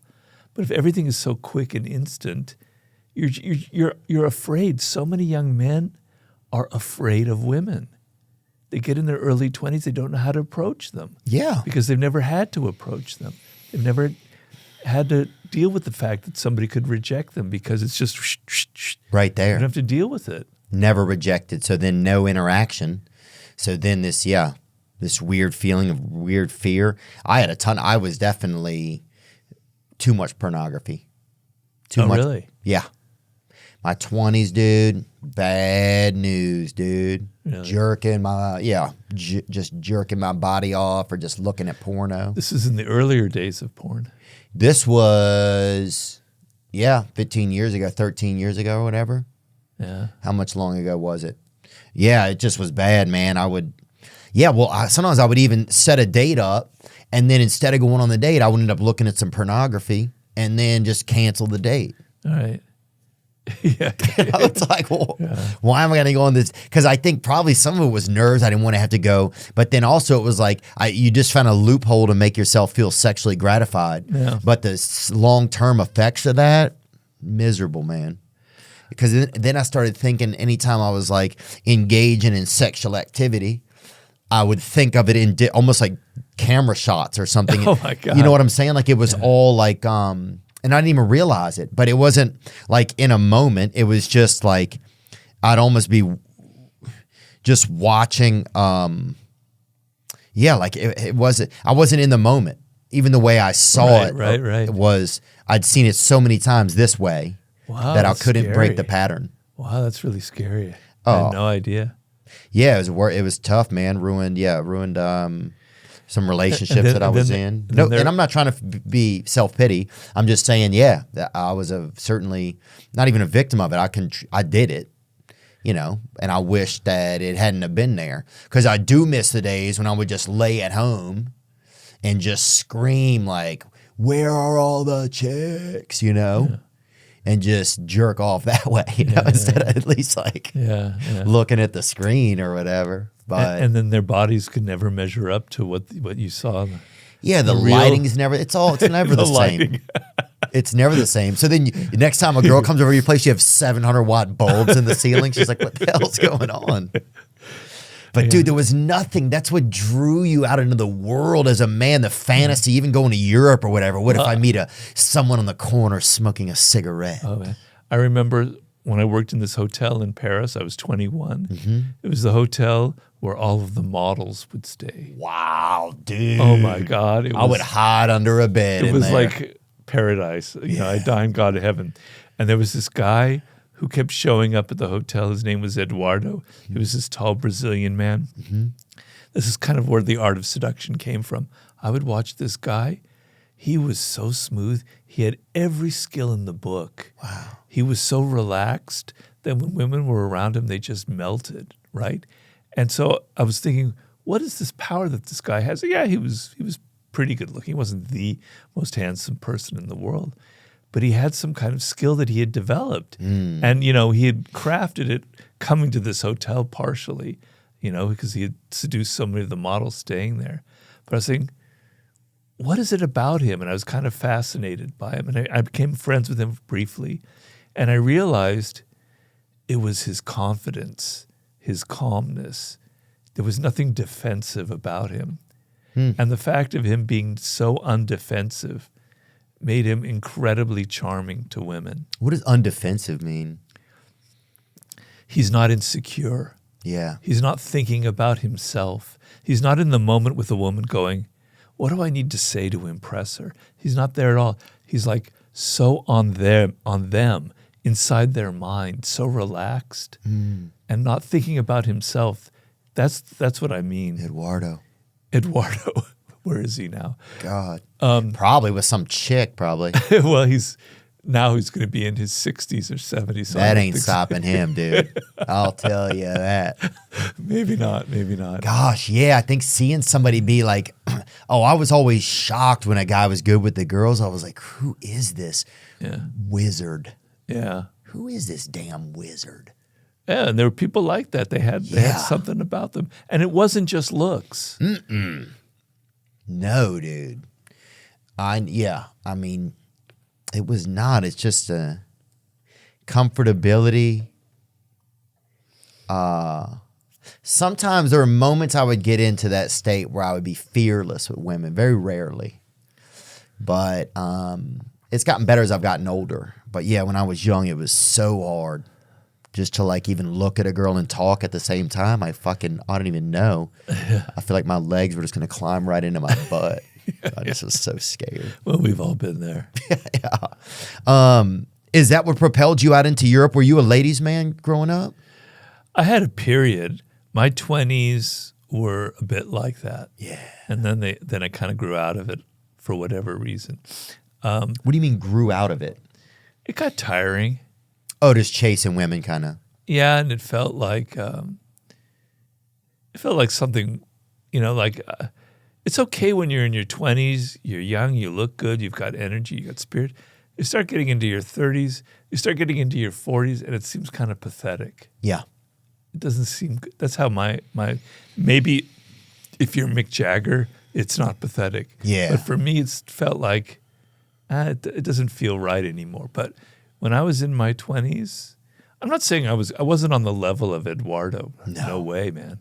But, the interest was there. I was aspiring to be in his league, let's put it that way. And were you brave with women? Like, were you brave enough to go talk to them and stuff? Because part of that is learning just the art, like learning even being in the dance. Like, I never even put myself in the dance so many times. I'm like, dude, you got to at least get in the interaction moment, Well, the key to me that I learned, and maybe it's just me, is that if you're really interested in her, if you're really excited by her, if it's not just about sex, but there's something about her that excites you, it'll bring something out of you that you didn't think was in you, right? It'll bring energy out of you.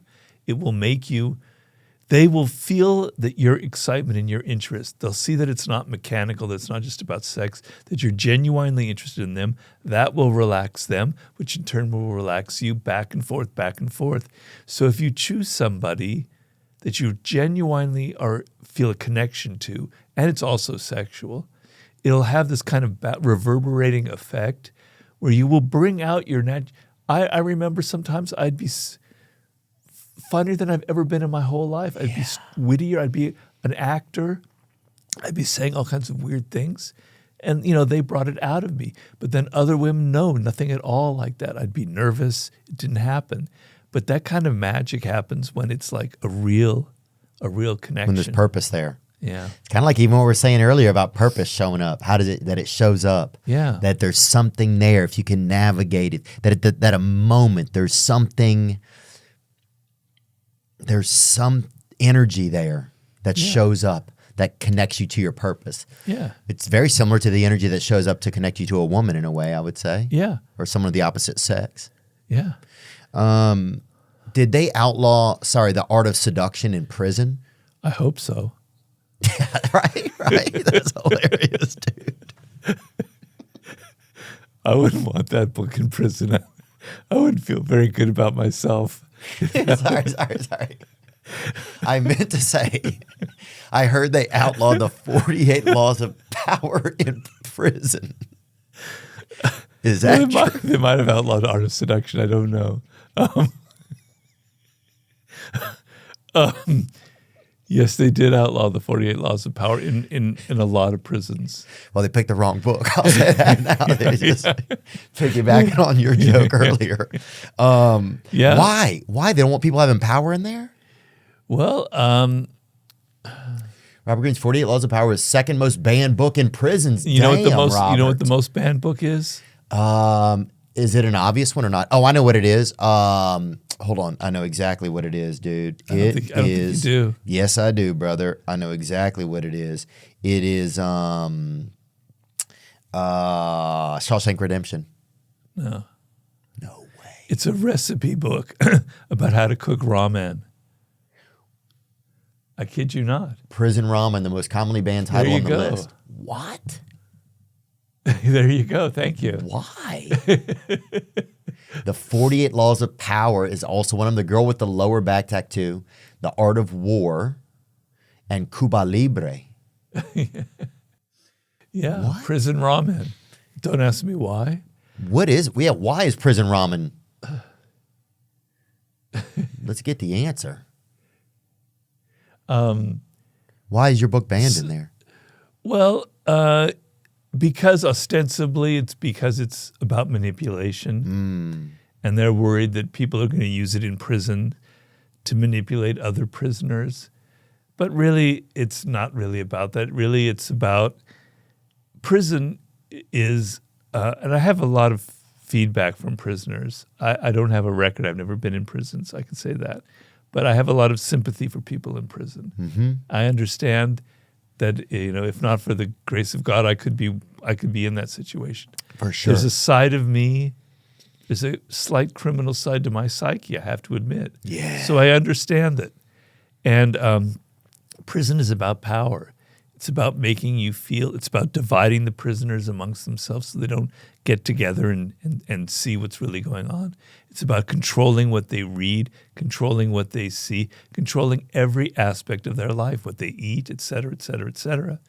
And it's a book about gaining some of that control back. And they're very much afraid of it.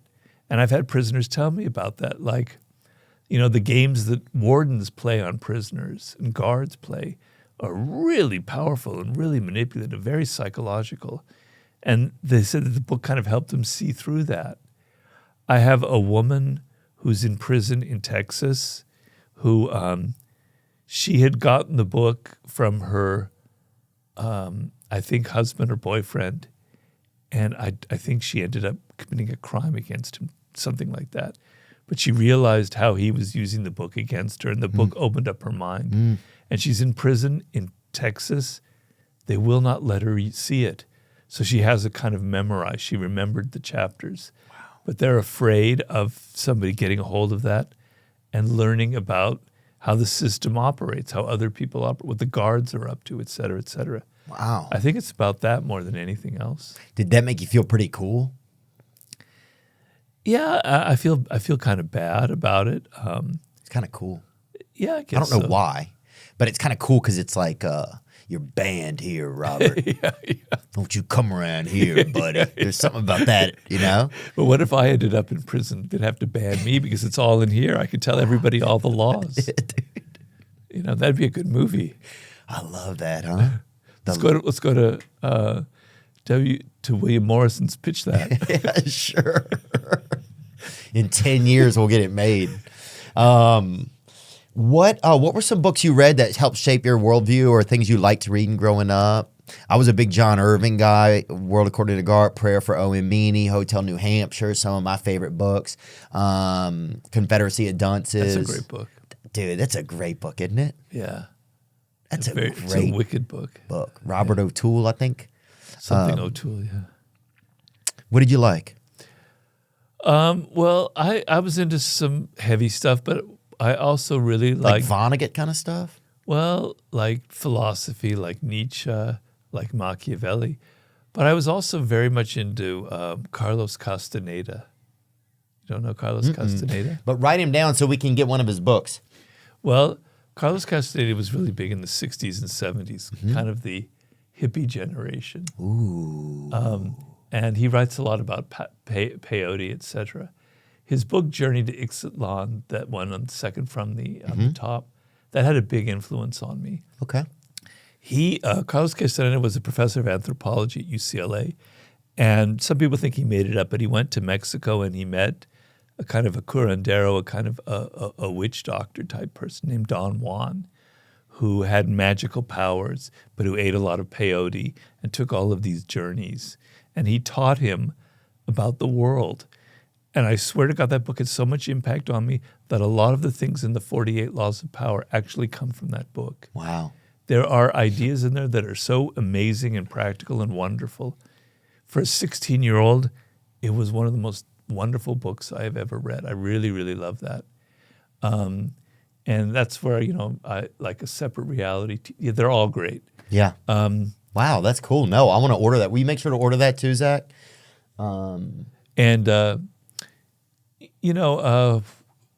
else? I also, a writer named Hermann Hesse, German writer who wrote books like Siddhartha and Damien, which were really kind of quite radical. I like things that were a little subversive and radical and weird. Like Clockwork Orange, that kind of stuff? Yeah, Anthony Burgess, he was a great writer, sure. Yeah.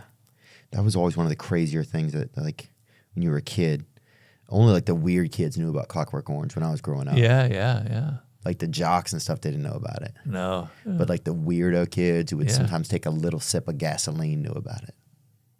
You just sips of gasoline? Not a lot. Wow. Think of the damage that did to you. Yeah.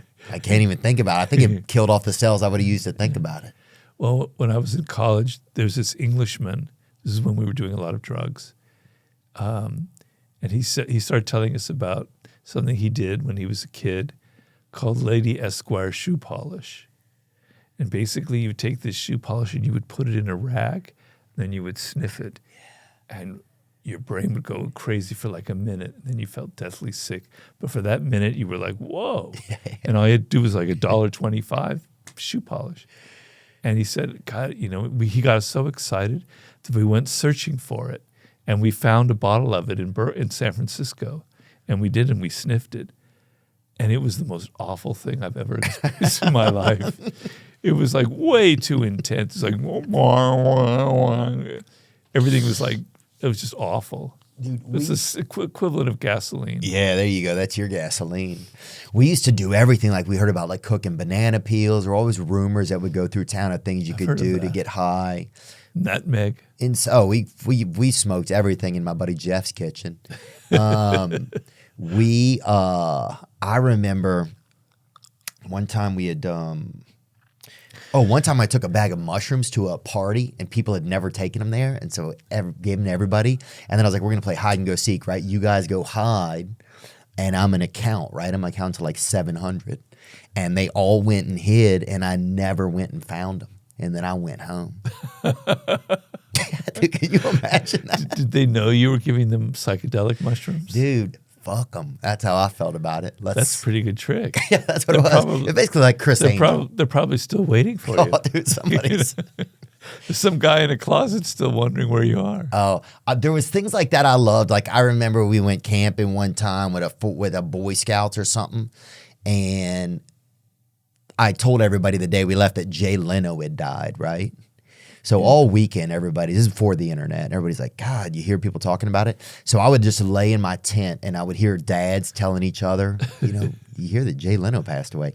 And I would be howling in there, like laughing at like it was coming out of the core of the earth through me. There was always, I loved that element of creating a scenario that nobody knows if it was real or not. You can't do that anymore, though. Right, because the internet killed everything. It did. You can't lie. You used to be able to tell a woman you were a lawyer, and she's like, you're 11. And I'll be like, I object. Don't be such a bitch, man. I'm trying to meet a cool chick. Yeah. You're right. It did ruin everything. Can't lie anymore. Your new book, Siren, is that what it's called? I've heard you talk about it a couple times. Sirens? Sirens? No. What's that about? I don't know. I thought it was a new book that you were working on. There was one like about police sirens, or no, about like the woman in the distance. No, that's in The Art of Seduction. Okay, that's in The Art of Seduction. You talking about sirens? What was there was some new book I heard you talking about. I'm writing a book on the sublime. The sublime. Sorry, that was it. It's an S word. It's close enough. That's what happened to me. Yeah. It's. In the 50th Law, book I did with 50 Cent, the last chapter is about confronting your mortality. Because 50, he nearly died. He got shot 9 times, close range. Gosh. And he had like a near-death experience. So the last chapter is sort of about, I call it the sublime. And then in my last book, The Laws of Human Nature, the last chapter is about confronting your mortality. And when you do that, all the amazing little things that will happen to your brain and your mind and how it will make life seem that much more intense. That was also what I called the sublime. And then about 3 months after I wrote that chapter, I came this close to dying myself with a stroke, which you can see the results of. Oh, wow. That's why you have this some physical illness? Yeah, I had a stroke. Damn, dude. So, I was driving here in L.A. and my wife was in the car and she basically saved my life. Could you feel it as it came on? Yeah. I didn't recognize it. I was like, something weird's going on. And she noticed it right away. Like a whole side of my face was like elongated and weird and wrong. She knew right away. She forced me to pull over. And I'm going, what? And then I started to get out of the car and she came around and I don't remember anything else. Wow. So, there were some sounds that were a little bit weird and I was kind of acting like nothing was going on, like it was all just a joke. But deep down, I knew something was very, very wrong. Dang. Anyway, so... That was almost a near-death experience then, kind of. Very, very close, because if I'd been alone, which I often it happened, it's just luck that she was with me, even if I was driving, because most of the time I'd be alone, I'd be dead right now, or I'd have such bad brain damage it wouldn't be worth living. So I'm very lucky. But, it was like I had written about it and now I lived it. And so the sublime is about experiences, a lot of them related to some of those drug experiences that make you realize that there's another level, another almost dimension to life itself that you're not aware of. So your mind can either shrink, and it'll shrink with your phone to the confines of your stupid little phone, and all the what people are eating for breakfast, where they're taking their vacations, etc. It gets smaller and smaller and smaller. Your circle of thinking gets narrower and narrower and narrower, or it can expand, and it can expand further and further. Books can do it. Drugs can do it. I'm trying to make this book something that will do that. Will make you think about what it means to be in a universe where we're alive. What it means. A chapter about your childhood and how sublime your childhood was, about the human brain and how weird it is, about animals and our connection to animals, about love and how love can be a sublime experience, about a relationship to the past and history. I'm doing a chapter now about what I call the daemon, which is a sense of like there's a second self inside of you that's kind of guiding you. It has to do with what we're talking about, purpose. It's to get you out of the small thinking and get you into thinking that there's something very weird about being alive in the world and being a human being who's conscious. So that's the book that I'm writing. Wow, that's fascinating. Do you think God put consciousness in us? Do you think we're just an anomaly? Well, we now know that animals have consciousness, that animals think. So we're kind of knocked off our high horse. How long have we known? Huh? How long have we known that? Well, you can't know for sure because we can't get inside of them. But people who study this very seriously, who study what is consciousness, who study neuroscience, who study animals very deeply, they're convinced that animals have consciousness. And they have incredible proof for it. And even like bees and spiders. So I have a chapter about animals in the new book. Yeah. Spiders actually think. Spiders are amazing, the powers that they have. And then I knew it. Octopuses. Water spiders are the most amazing animal on the planet. So this guy wrote a book called Alien. No, it's an anthology called Aliens. It's all about alien life. And one of the chapters in there is by a neuroscientist, a really good, amazing neuroscientist named Anil Seth, an Englishman. He wrote a chapter on octopuses, and he said, if there's an alien consciousness that's different from ours in the universe, it could be like the octopuses, because octopuses have thinking, have brain neurons in their arms. They have like 12 different centers of consciousness. Yeah. So they're thinking with their whole body. So animals are conscious. And What's interesting, we only have 5 senses. That's not that many. yeah, there are other senses out there that we don't have. Yep. Like snakes can pick up the heat. They have a sense of heat. There's a name for it, where they can pick up the heat from a mammal in the area to attack and eat it. Birds have a sense of electromagnetic waves in the environment to navigate by. You know, there are other senses like that. Spiders have a sense where they can pick up rhythms or elephants have senses in their feet that pick up the vibrations from the ground. So I'm blowing your mind. There's just a lot out there. Yeah. So There's a lot that's we're not so special as we might think. right. And it is amazing to marvel at ourselves in positive ways. In fact, we should do it more.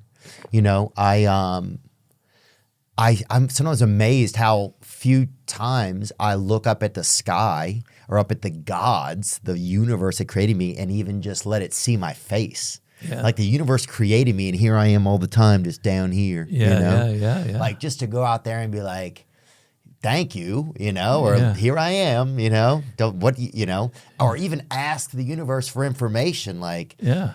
it's like, here's the freaking universe, Yeah. and I'm down here trying to read a book, dude. But you got, I don't know if that works or anything, but it's like, if I look up like this, I feel like I feel a little different. Well, you can do that tonight. Yeah. I'll get out there tonight, Robert. Okay. So many thought-provoking. I'm going to say that's who you are. Oh, well, thank you. And I think that's one of the most unique things that somebody can be. And thank you for charting so much of it for us. Oh, thank you. So You're we very can go welcome. back through your thoughts Thank you. and explore our own. Thank you. Well, I really enjoyed it. It's Yep. great. Robert Greene, love to get to chat with you again sometime, dude, or Sid, or if I come across any peyote, I'm not going to say it out loud, Yeah, please. but I will come watch you do it. All right. Well, you want to? I'll do the peyote myself. You can watch me. Cool, dude. I'll be right there with you, man. Okay. Yeah. When my next book comes out, definitely. if Yeah, I you're would love to. interested- The Sublime. I want to know about it. If I get any neat ideas or things that I think are sublime, I'll send them your way. That would be great. I'd love it. Not that you asked. It was kind of an insane thing to say to you. Robert Greene, thank you so much, man. Thank you so much for having me. Theo. I really enjoyed it. Yeah, me too, bud. Now I'm just floating on the breeze, and I feel I'm falling like these leaves. I must be cornerstone. Oh, but when I reach that ground, I'll share this peace of mind I found. I can feel it in my bones, but it's gonna take